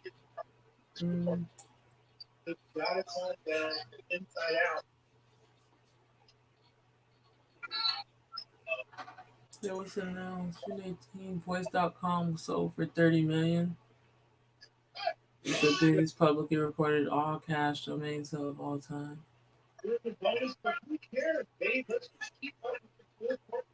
See the technique, you see them take them up. They know pressure regardless of they're gonna get out fast.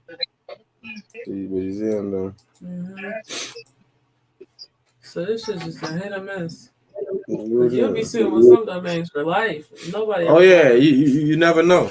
You never know. Mm-hmm. The thing is, when you go through them and you value them now, you're like, man, what the hell this domain worth? I'm not gonna sell it. And nigga say some shit like $25K, and you like, what? Who's trying to buy it at that? Somebody that need that name for their brand. Okay, you're not saying like a company is just buying sex.com. Hotels.com. This is voice.com. No, I'm going down the name. What are you No, talking I'm about? saying this is a $30 million one. Yeah, they're the highest one though. 360.com, 17 million. Sex.com, 13 million. Fun.com, hotels.com, these 11 million. Porno.com, FB.com, it's Z.com, iCloud.com, nigga. It's that people do this all the time. Like a new brand come out and they're brand niggas. They don't go create a .com. A nigga just goes take it from them and sell it to them. Yo, you want your .com, bro? If not, I just use your shit. I just use your shit because eventually somebody gonna type in Coca-Cola.com. And if you don't have your .com, you fuck. Because I'm using it. I'm gonna have all my stuff on there. I'm selling Coca-Cola products all day. Lowe's.com. Look, Lowe's. I mean, nah, it's not even Lowe's. It's Loans. Loans.com. They didn't even think about that one. Candy.com. Man. LasVegas.com. 90 million. It's not done though. 2040. Installment purchase. That means they couldn't even pay it all at once. Nigga. Many high-profile domain sales, either sold privately or by brokerage firms, are kept confidential. Crypto.com, skate.com, bitcoin.com. Patrick Hughes has put 2 side-by-side bars of New York's Hell's Kitchen, Hellcat Annie's, and Scruffy Duffy's up for sale for 25 Bitcoins or 800 Ethereum tokens. Yeah. Niggas probably selling shit for Bitcoin now. Nigga, but this is like the worst thing because hold on, okay, cool. Quick question. Now that we're seeing this for what it is, it's starting to make a little bit more sense to me. Are you saying that they trade the US dollar like on the market? They have to. That's Forex. That's just Forex. That's USDA. I mean the USD. So like, okay, you know how Bitcoin is worth 30K US dollars. What is the US dollar? Is it like niggas trading it in England for more? Like wherever it's more at, that's where niggas are trading it at?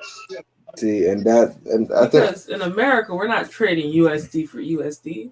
Huh?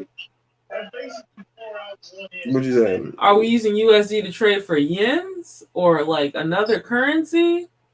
Nah, but we can on Forex. That's what they do on Forex all day, right? I don't get it. What is Forex trading? They're trading they're trading the dollar, but like I said, they gotta buy the Bitcoin with their US dollars. Mm-hmm. They buy whatever and they trade it on the shit, the foreign exchange money. So a nigga is in China, he need to borrow some money. You send it to him. That's what you're technically doing. You sending somebody some money, you getting paid like that. It's a whole weird system, but you continuously trading the USDA all day. You just trading your shit. But like the thing is, like where Calvin was saying, how you gotta look at the pairs, like with the USDA. What USD? Every time the USD go down, then the Canada shit go up. So you're saying like these are pairs. And like you can kind of see like, all right, if that's going down, I mean this going up, and this is how kind of people kind of time the market. Like once they see something going down, they like, bro, I know that's going to go. And like, are you saying the USD is going down because people are buying out of what? No, it's going down because the inflation. It's fake money. It's fiat money.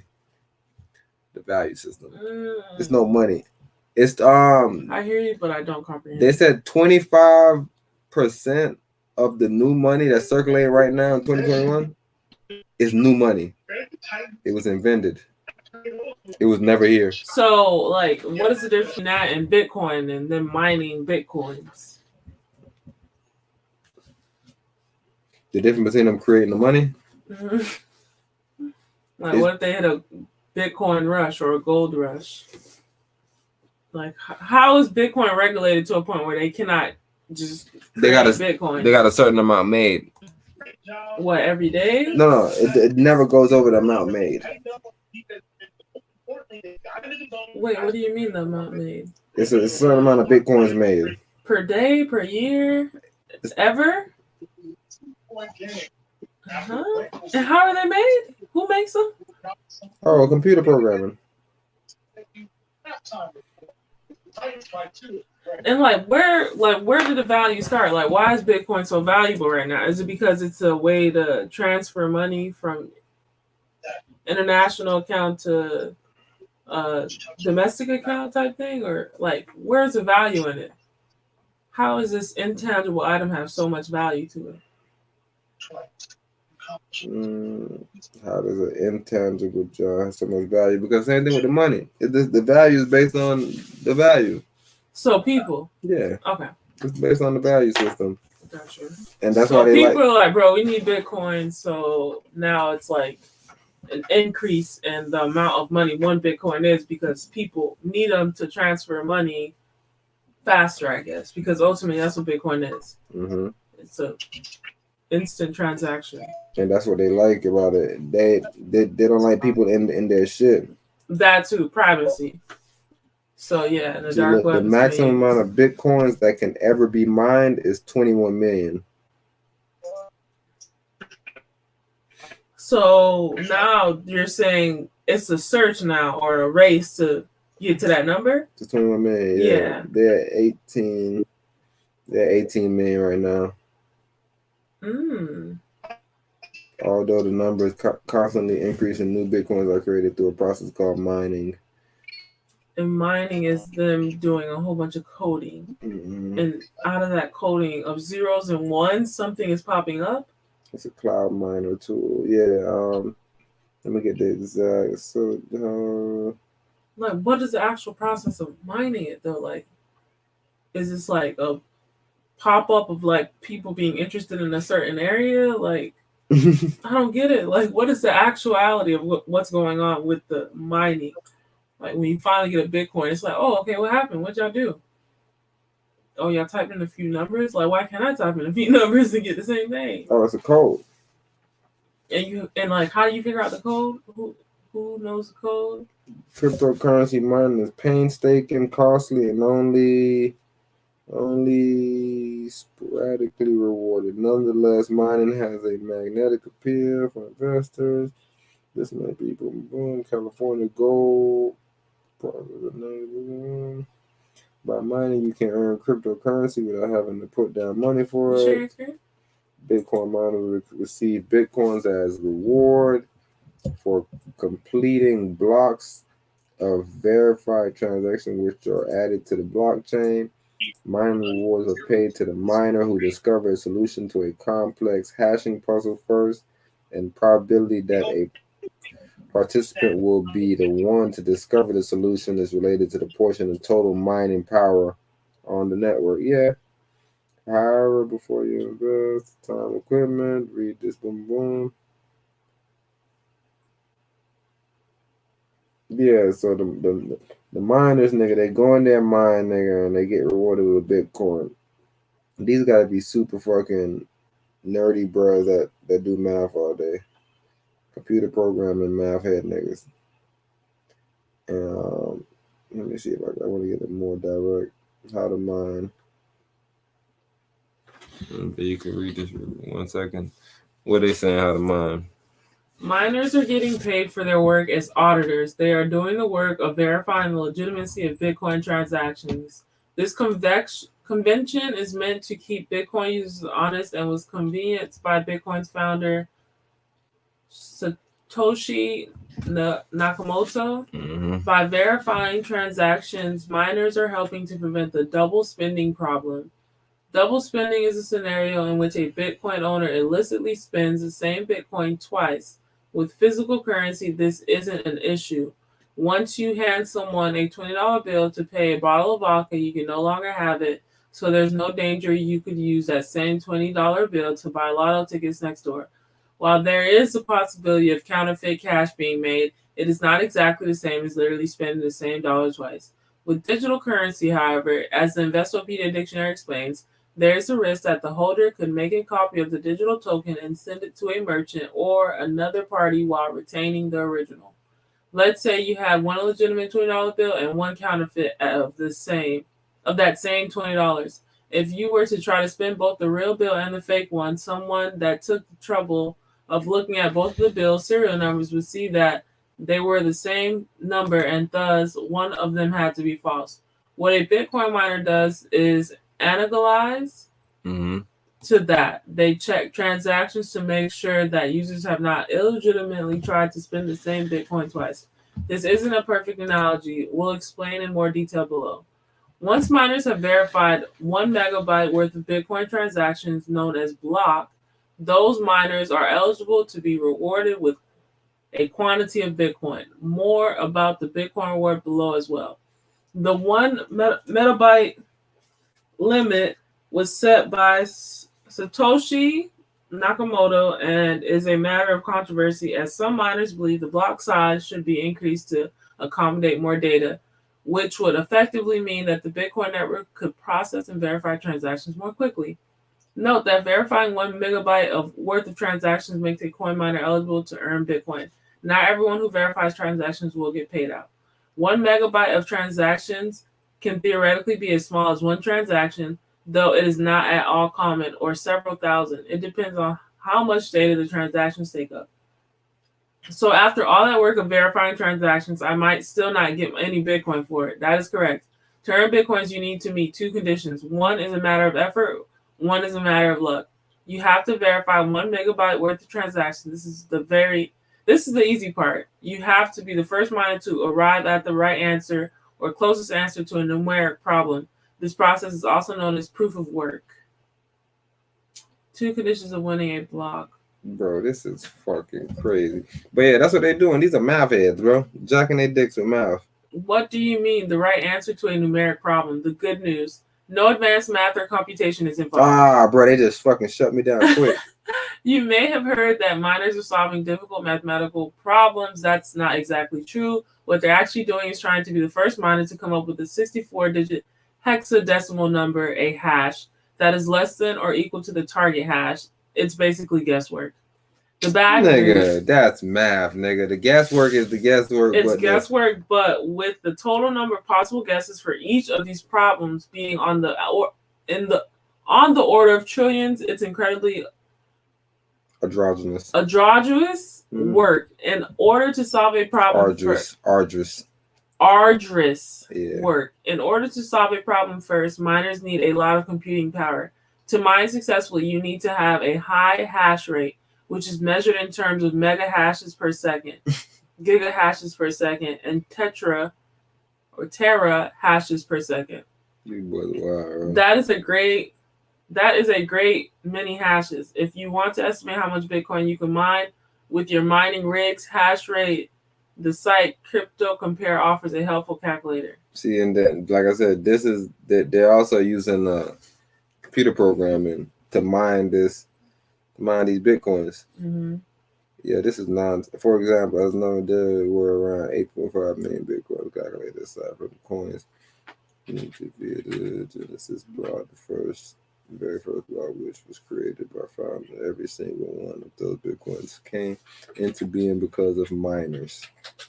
In the absence of miners, Bitcoin as a network would still exist and be usable, but there would never be any additional Bitcoins. So yeah, that's all that happens. If all the miners die, we stuck with 18.5 million Bitcoins. And that's the thing, with cash, you can always make more cash. If all the miners die, we're stuck with how much? 18.5 million Bitcoins. unless me and you start mining some shit and we get a Bitcoin, you get a Bitcoin, you get a Bitcoin. Cause that's how it's set up. You gotta make sure you got a lot of data in your block. So like, are the miners like the niggas with the shovels in the Bitcoin, John? What you saying? Like, are they the ones selling the shovels, or? Nah, they are niggas that's on the ground level trying to get in. They ain't got no money. And you're trading your services for wealth. That's why a lot of them do it, but some of them, I guess, they don't come out on the winning side. A nigga hit him back like, yo, remember we told you that you had to get a whole megabyte, bro. What are you doing? Yeah, that 1 megabyte, G. Damn, bro. So all that data and a megabyte. Nah, bro. What are you talking about? You had to do 1,000 transactions. But you said 1 transaction. Like I said, it depends on the amount of data. Okay. If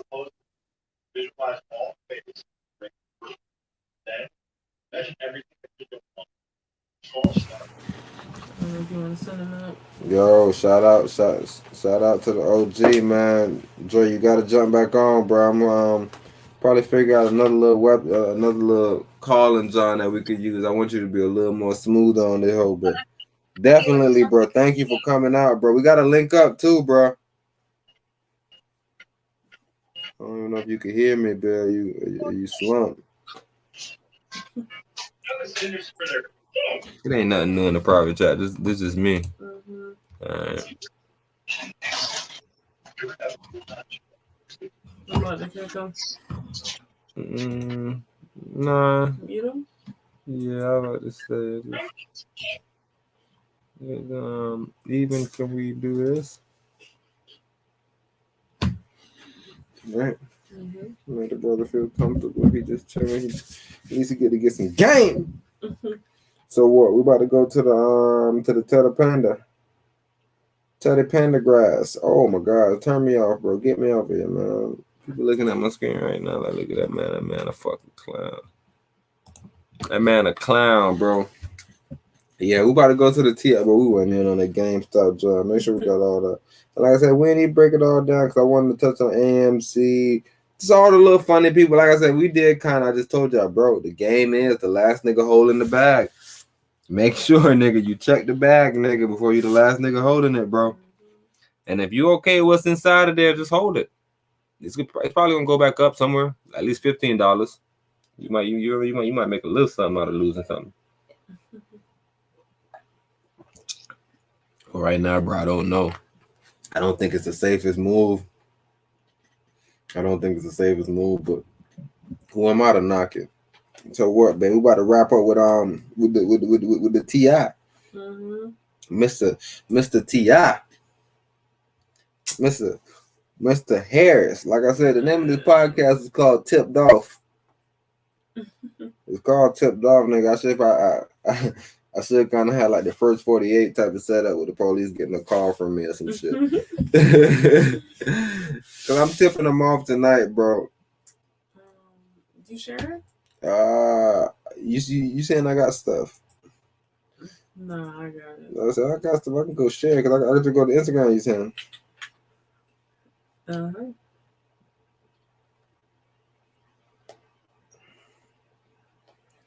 Man, this brother right here, boy, he's a fucking failure, bro. Look at your homeboy. Yeah, I see that too. I'm like, oh my God. Who's this? This man is so. Oh, this your folks. This Johnny homeboy, bro. I'm like, man, what this body type? This fucking name. No, but this your homeboy though. Dang, that boy look puffy. Your skillet biscuit. That boy look puffy. I'm just looking forward to this position. Yeah. Niggas was talking about this shit right here the other day. Huh? This DOGE coin. This Doge coin. Yeah, and that being the most expensive one. And that's what I was about to ask you next. It's like, hold on. So, like, what are What them you mean niggas the doing? most expensive one? They said that's the most expensive one. Like, it's cost the most for one of their coins. Jesus, it costs more than Bitcoin. Let me see.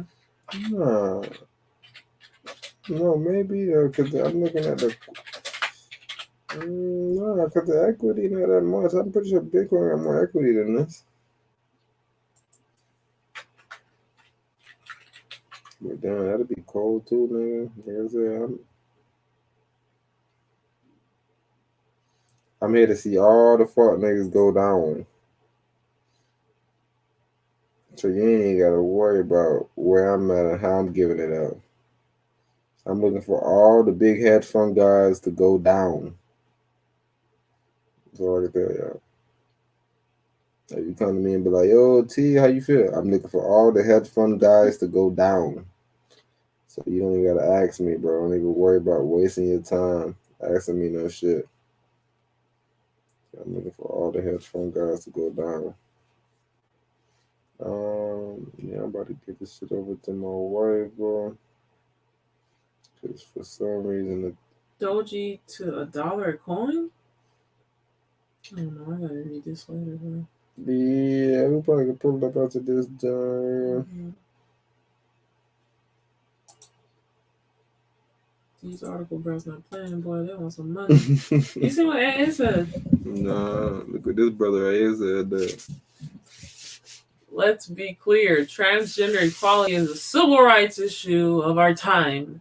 There's no room for compromise when it comes to basic human rights. Bro, imagine Joe Biden saying that it's a civil rights issue. Bro, you know civil right, bro. You got a man choking out a woman, bro. Yeah, on the bros. I have actually said enough. We will see one another mentally. I'm not gonna be able to do.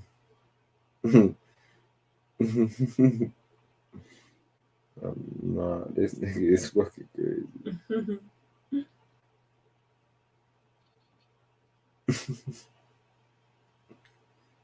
Dude, the internet undefeated, bro. But bro, what's going on, man? I'm trying to go to the John and somebody just sitting here playing. Hopefully I can find something, bro, because I ain't got no time to be playing, bro. People not doing the research. I'm gonna do the work. Matter of fact, What you mean? I thought you was pulling up the TI and stuff. I was asking you questions and you know what I'm saying. But I think don't even worry about pulling up the TI. Matter of fact, pull up the TI. I'm gonna cover the TI. Don't worry about it. All right. I'm gonna cover the TI. Bro, where's the TI? I'm on the Ron Jones. What you I'm telling y'all, but sometimes you have people on the podcast, bro. They're doing their own thing, y'all. All right, here we go. So, bro, anybody looking for new help on the cast, hit the inbox.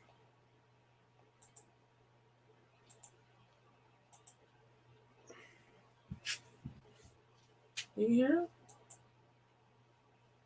No? No, I'm not sharing.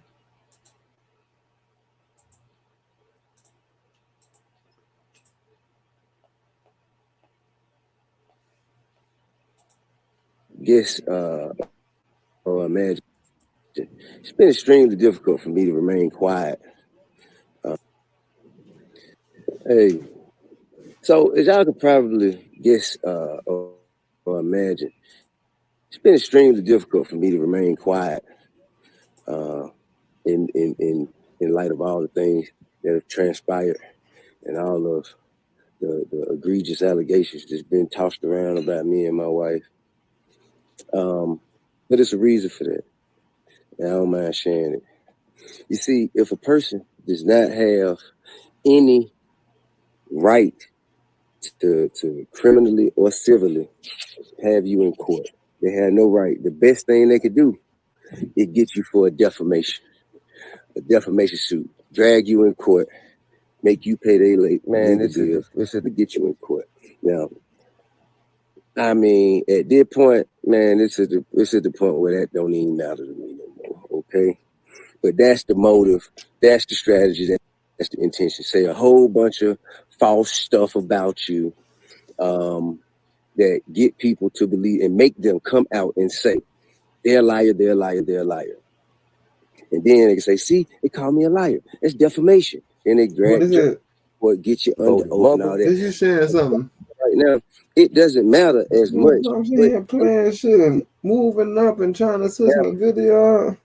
Prove you did. You know what I mean? And that's just an unfortunate place that our society has made. I want to be clear about one thing. Women who have been victimized deserve to be heard. Women, Black women in particular, should be supported, protected, defended. That's gonna always be my problem with everybody, bro. Anybody that's been victimized deserve to be heard. Woman not special, man not special. If you a human and somebody victimizing you, bro, I need to hear what the fuck going on, bro. Like even right now, T.I., you're not a woman. But you deserve to be heard, brother. Stop saying stupid shit. But maybe you got a direct point where you talking about your personal situation. Right. But So I think that has to be first and foremost. I want to say, my wife is a beautiful person with an amazing spirit and a kind heart. She's a devoted mother, and she has a humble soul. She don't deserve it. She don't deserve it. Now, what we're not gonna do is open up the door to my bedroom, as you shouldn't have to either. Open up the door to my bedroom for everybody to come in, chime in, and make their opinions about what we do and don't do or should or shouldn't do. But I will say this: whatever we ever have done has been done with consensual adults who into what we into and like what we like. And we want we never. Shout out to can you go to the next one real quick? Like I said, I'm not about to dumb out on all of them. I'm about to jump around because I want to make it look. So this one.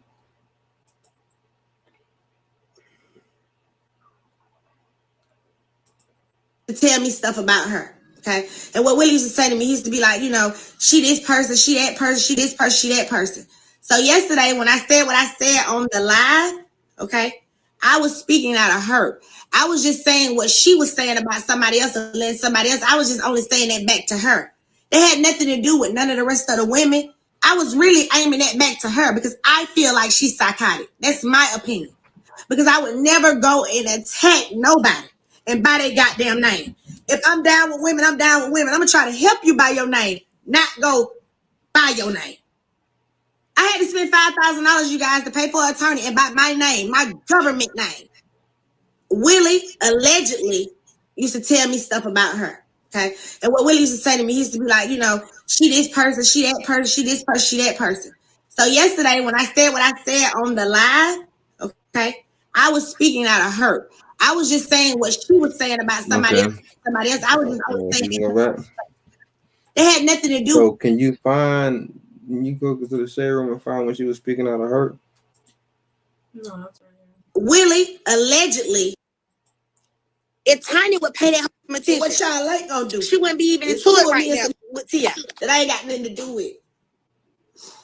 I don't know Sabrina and Tiny in their friendship because when they weren't friends when I came around. I cannot say that Sabrina recruited nobody for them because I don't know. I know that because Willie said that. I'm crying because it's hurtful, friend. Nah, you just go back at the same time. Where? The same video that you're looking at, it's on this thing. I don't know her. She told y'all in the post that I don't know her. No, I was telling you to go back, like pause the first video and go forward. If Tiny would pay that attention. Alright, that one I do too. If Tiny would pay that attention, she wouldn't be even into it right now with Tia. She's looking attention. She wants Tiny. She obsessed with Tiny. Like she wants Tiny to be her girlfriend. Now listen, this is my thing. It came out the Tip pulled a gun on her, right? How do we change from Tip not the victim no more? Tip is the victim and Tiny now is the legend. How do we go from that? So she done got mad at Tamika for taking her husband. He got the whole goddamn thing. She has a problem. She ain't talked about nothing about how she Tamika and Tip. I said what I said. Why she ain't talking about how she done stuck? So why we ain't talking about that? Let's get into it. Yeah, y'all want to talk about that? Get into it. I'm trying to figure out why she ain't told y'all, but she ain't. Why she ain't told y'all about she wanted the women who used to go recruit them. What's up? Hey, now they go to if Tiny would pay that attention, she wouldn't be even into it right now with Tia. She's looking attention. This not the actual video I was talking about. And there was no other video of her on Shape. This one the one that we watched. But even with this one right here, she's gonna do this one. Nah, because I know what outfit she had. Yeah, she on that darker outfit more so. But yeah, I would say you could pull it off the screen if you search. But yeah, bro, that Willie allegedly used to tell me stuff about her. Okay. You feel me? Willie allegedly telling.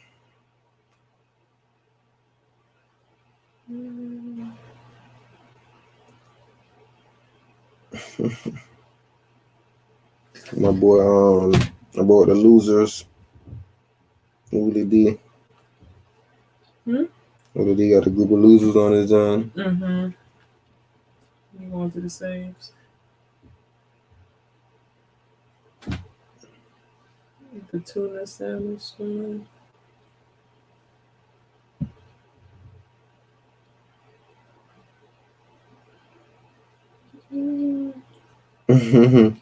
Nigga say Nets fan, name all these players. That's funny as fuck. That's funny as fuck. Because they think they funny, but number 34 is Chase Buttinger, one of my favorite fucking hoopers. Stupid, he went to Arizona. I'm not a Nets fan, so maybe I shouldn't be doing the test because I'm a hooper. I know about basketball, nigga. But yeah, I should be careful about putting my boy Chase Buttinger in pictures, bro. Boy, the real hooper, bro. Let me figure out. Let's put my boy name. Buttinger.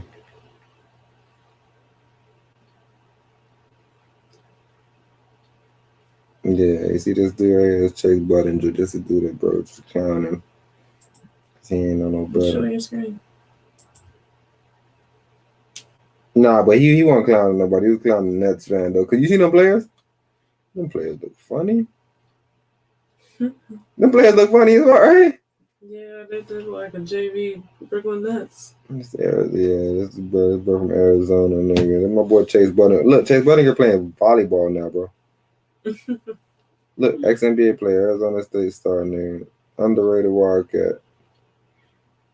Same with the Brooklyn Nets jersey on. Chase Buttinger. Like I said, bro's a solid player. I don't know how he made it to the league, but he was solid. He white. He got the skin for the win. So he made it, bro, but he didn't have a long career. Who else we just seen on that list? This is my little guard right here, bro. This guard is raw as fuck. That's funny. That's fucking hella funny. That ain't got nothing to do with it. Because I don't want to help nobody out. I'm wanting to people know these motherfuckers. That is fucking hilarious. Like, I want this exact picture screenshot of nigga. I'm mad at me. I'm y'all. Baby, what? You know about this secret trick I be doing. What are you doing? Just tap the button a lot. Nah, I'm able to do this. 1, 2, 3. I'll do that. How do you screenshot? Let me see. This? You can touch whatever, really, but that's what I touch because it's a nice little circle. What is that? A new job? I can do it? Yeah, I think we should do it. What is that about? What technology is that? Matter of fact, you might not have yourself set up, but everybody should be able to do it. I might be lying there. I go to you might not be able to do nothing. She got manager. I'm gonna be y'all new manager for this same shit because we coming back, bitches. I made an ass. Let me see it.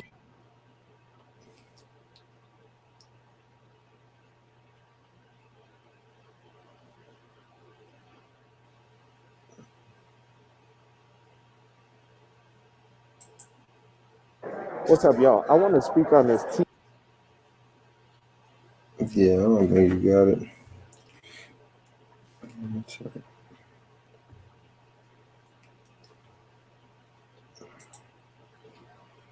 We ain't got nothing to run right now. I think I have stuff in there. You know what?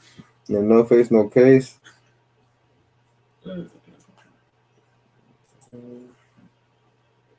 you know on the screen? Right here? Yeah, that's good. That then.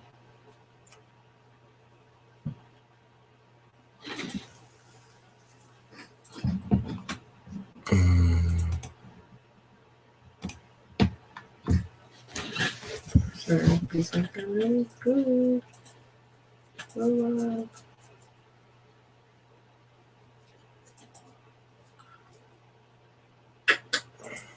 right.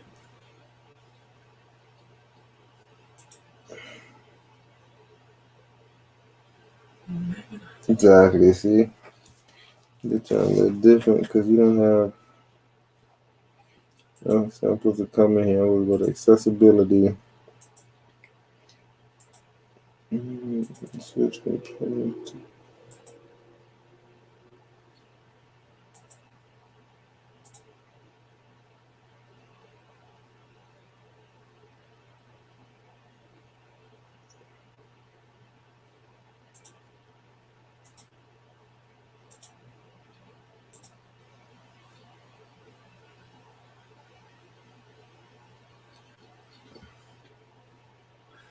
Look at us.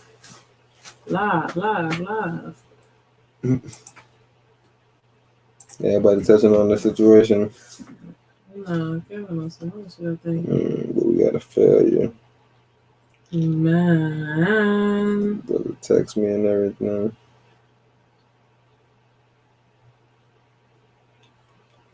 Yeah. It's not on your John. What's that? Like you see how I'm able to go to like, see right there, I go to accessibility. And you see how you got touch right there? Exactly. I can't find touch on your John. I got touch, but it just give me the assertive touch. It allows you to use your phone if you have difficulty touching the screen. But it don't have the back tap. Yeah, if I go to back tap, I could just choose different shit.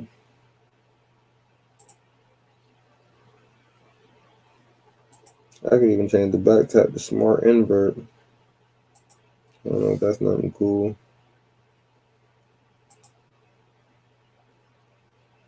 What, the inverted color? Yeah.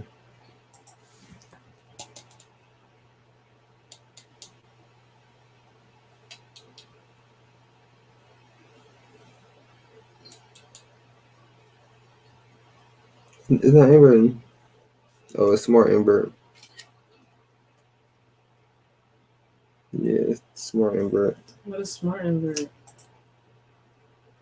So do it weird, but you can tell that it's a different color though. Yeah, it looks like it's like a tint over it. Yeah. Smart.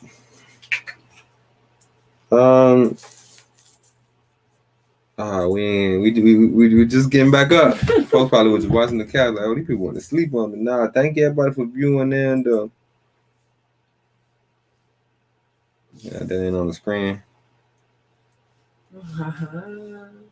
Wait, where did I go? Oh man, I'm out. I need a two. I don't like the smart invert. What? Like just the bright to the dark tint type vibe. Okay. Yeah, it gives like a real smoky. Pen.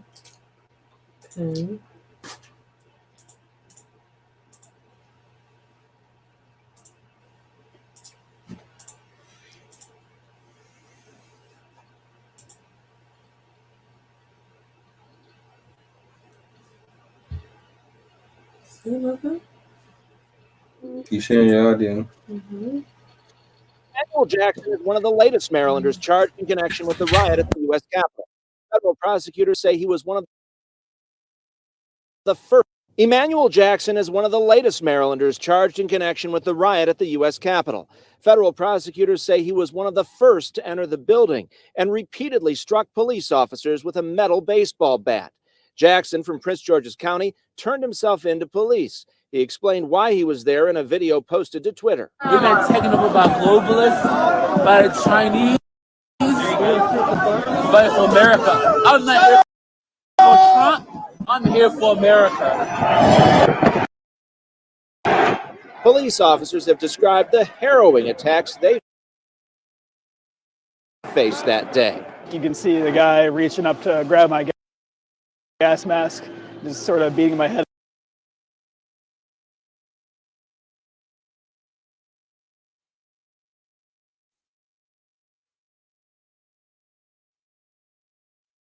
against the door and ripping it away. He was also able to rip away my baton and hit me in the head with it. So, I definitely considered that might be it. I might not be able to make it out of there. The FBI continues to search for more rioters. The agency tracked Brian Betten. The FBI continues to. Emmanuel Jackson is one of the latest Marylanders charged in connection with a riot at the U.S. Capitol. Federal prosecutors say he was one of the first to enter the building and repeatedly struck police officers with a metal baseball bat. Jackson from Prince George's County turned himself into police. He explained why he was there in a video posted to Twitter. We've been taken over by globalists, by the Chinese, but for America. I'm not here for Trump. I'm here for America. Police officers have described the harrowing attacks they faced that day. You can see the guy reaching up to grab my gas mask, just sort of beating my head against the door and ripping it away. He was also able to rip away my baton and hit me in the head with it. So, I definitely considered that might be it. I might not be able to make it out of there. The FBI continues to search for more rioters. The agency tracked Brian Bettenker, who was on probation for a Baltimore County burglary case, to the Capitol using his GPS, who was on probation for the FBI.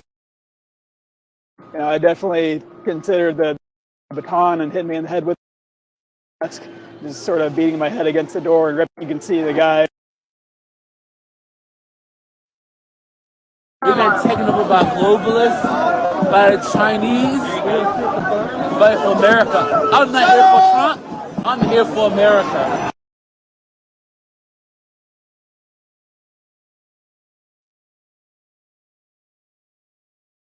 And repeatedly struck police officers with a metal baseball bat. Jackson from Prince George's County turned himself into police. He explained why he was there in a video posted to Twitter. We've been taken over by globalists, by the Chinese, but for America. I'm not here for Trump. I'm here for America. Police officers have described the harrowing attacks they faced that day. You can see the guy reaching up to grab my gas mask, just sort of beating my head against the door and ripping it away. He was also able to rip away my baton and hit me in the head with it. So, I definitely considered that might be it. I might not be able to make it out of there.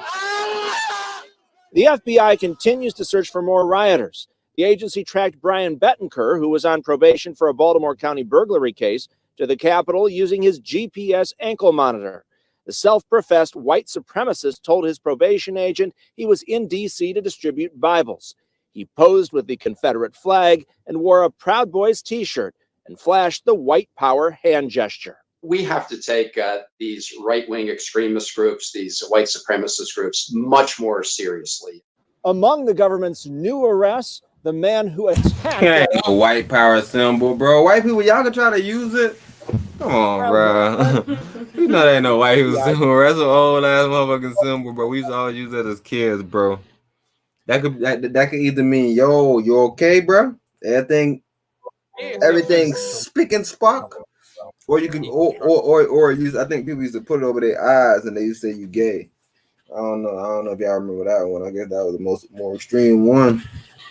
I know a lot of people not supposed to know about that because if y'all knew about that, y'all wouldn't be so emotional in these times. So I know y'all ain't grow up when I grew up.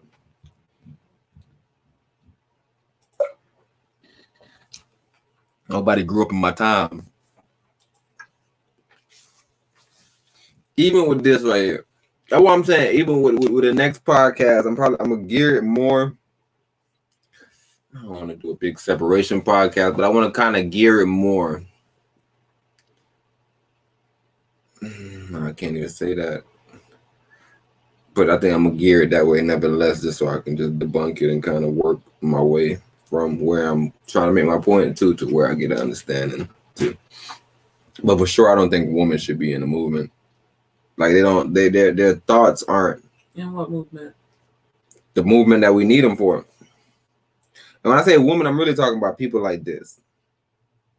People like Lisa Ray, people like the other black lady that's on there that be having attitudes all the time. You ready to share this or not? Yeah, you can share this whenever. But any of these people right here, I'm trying to think, nigga, do they belong in the movement? It's even some black brothers like hating on Ye. Do you think you belong in the movement? I don't think so. Like, I feel like me personally, if you hating on Ye, bro, I might have to second guess you, bro, because I think that you hate her. Jail cell walls. I want you to be interviewed every time I be interviewed. And I was like, when do I start? Immediately. Absolutely. kind of getting off topic real quick, because you talked about ice. Something we like to do here on the podcast is talk about things typically not talked about on your mainstream media. We like to take it there, and that's what our people appreciate us for. And we talked a lot about Ice Cube this last couple of months with the election and everything, and really gave him a lot of praise for kind of going against the grain and looking out for Black people as a people and not caring about the political side of it. We had a lot of people on to be able to be blessed to talk about it. I would love to get your perspective on that. What we've seen with Ice Cube the last couple of months, the contract for Black America, his conversation with Trump, his attempt to conversate with President now Joe Biden, and everything that he went through last. Glad you asked that question, because obviously I've been a friend of Q's for a very long time and a fan. But I knew that he was destined for some type of position to be able to use his platform for something other than NWA and breaking off and being a rapper and a director as well. I felt that in him, because when I was doing Players Club, I saw the most professional person, husband, businessman, director. I didn't see the rapper. I didn't see what everybody else was telling me about. And he was gonna have a posse, and they were gonna be disrespectful, and they was a girl. None of that. So I already saw that in him. We interviewed Ice Cube, and when I say we, I do a talk show called Cocktails with Queens on Fox Soul, and we had Ice Cube there. And Vivica is very political, and Claudia Jordan is very opinionated. And the conversation got a little, not want to say heated, but it got a little passionate, you know. And Q kept saying, hey, I'm not going to argue with you. I'm just stating, you know, what I feel, you know. And so I was kind of quiet, you know, and we were talking about his agreement that he had with Trump and why he went to go speak with him. And like he said, and I understood, he said, well, hey, I'm just a facilitator. I'm able to bring this forth and happen to allow some lights to be shined on it for people to be able to see it. But make no mistake about it, I need others to help me. So maybe this bill would be written the way it is, and I need some women to come and help me to make it what you guys want it to be. But it kind of got convoluted a little bit in that interview. And a lot of people walked away not understanding what he was saying and what they were saying as well. And the girls had said to me, well, Lisa Ray, you know, you didn't really say too much. And it's like, well, let me be clear that I won't be saying a lot when it comes to Ice Cube, because Ice Cube started my career. So I know where my loyalty lies. So, yeah. You know what I'm saying? So it was not that he was saying something that I didn't agree with. It was just me listening with a whole different intent to see how I can help facilitate, because that's what it's about. You always want to condemn the one person that brings it to us and not know all the other people that took place to be able to make it happen. And if you want to talk about it, then be about it. If you want to talk about it, then step up and say, well, you know what? Good grammar and spelling are important, but if you want to write essays that inspire,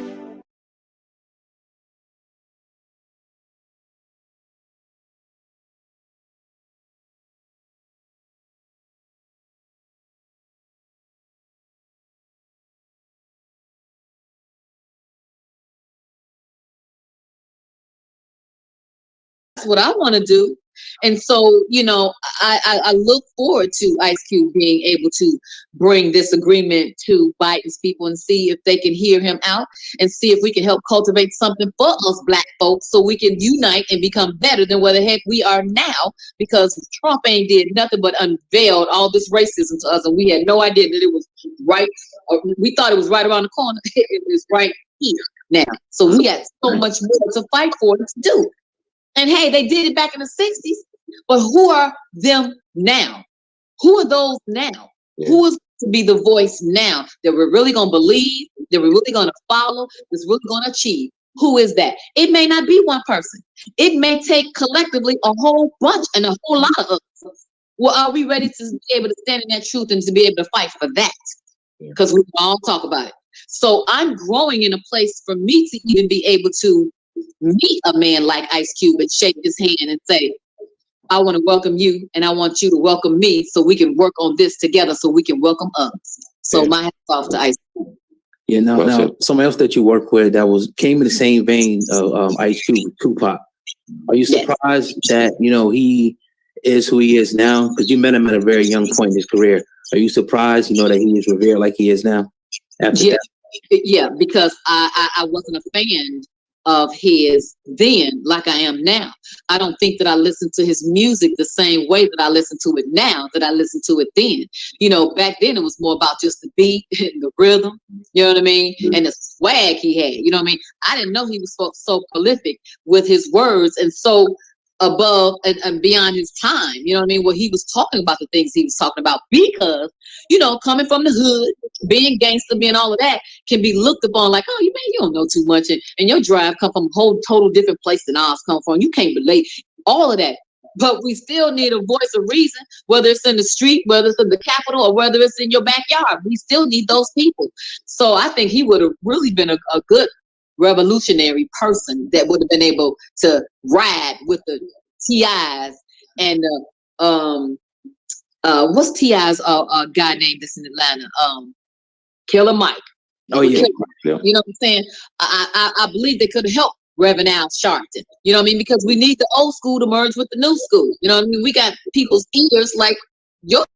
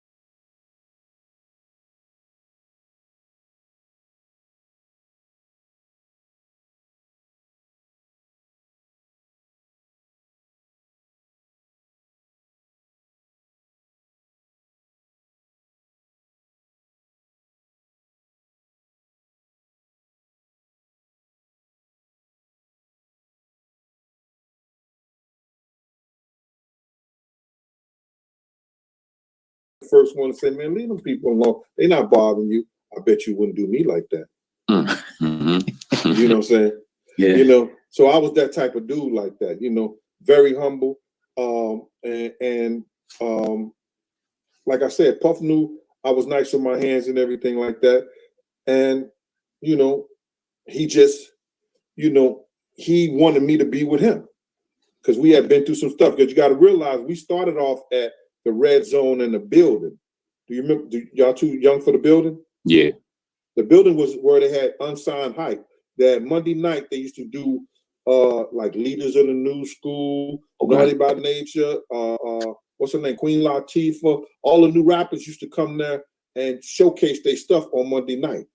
Puff used to do that, Daddy's house at the building. Then he used to do the party on Wednesday at the Red Zone. About 91, 92?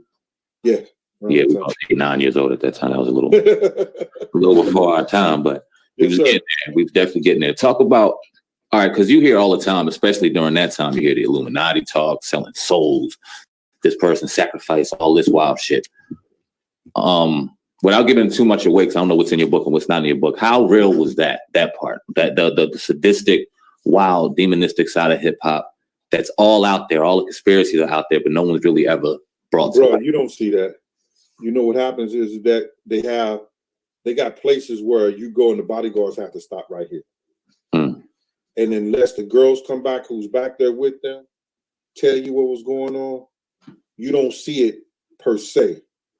I've been in one situation where I've seen some crazy stuff, and that's dudes getting set up, you know, as far as like, whereas that, if I could say this, like you have a girl being sexual to this one guy, maybe going down on him, and he's back there rolling his eyes, he hiding the mother, and when he put his head down, there's one of them white boys sucking on him.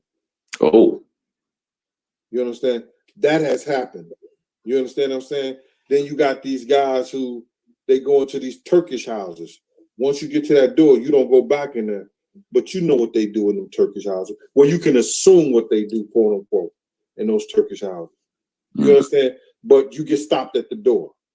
You get what I'm saying? Yeah. You know, you go into the building, but they have that last door, you don't go past that. You securing that door at that point. Yeah. Pretty deep. Now, if I gave you $25,000, what would you do?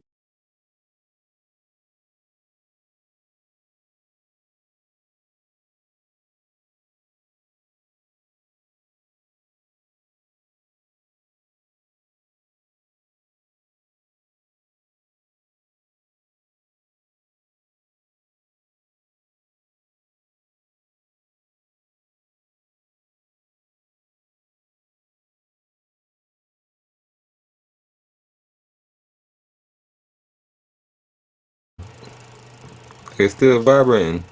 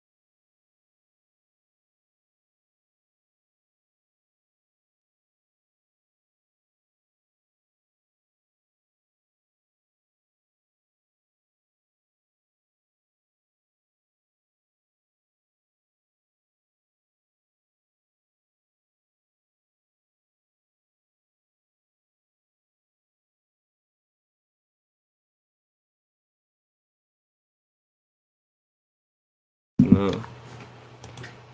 Definitely want to thank everybody for supporting the show. Let's see, you got one of these Johns in mind? It's not this full boy. Okay, guys, we're back live 9:30 p.m. Eastern Time on Sunday. See you guys then. Stay tuned. Don't forget to like, comment, and subscribe. Thank you. Later. Peace.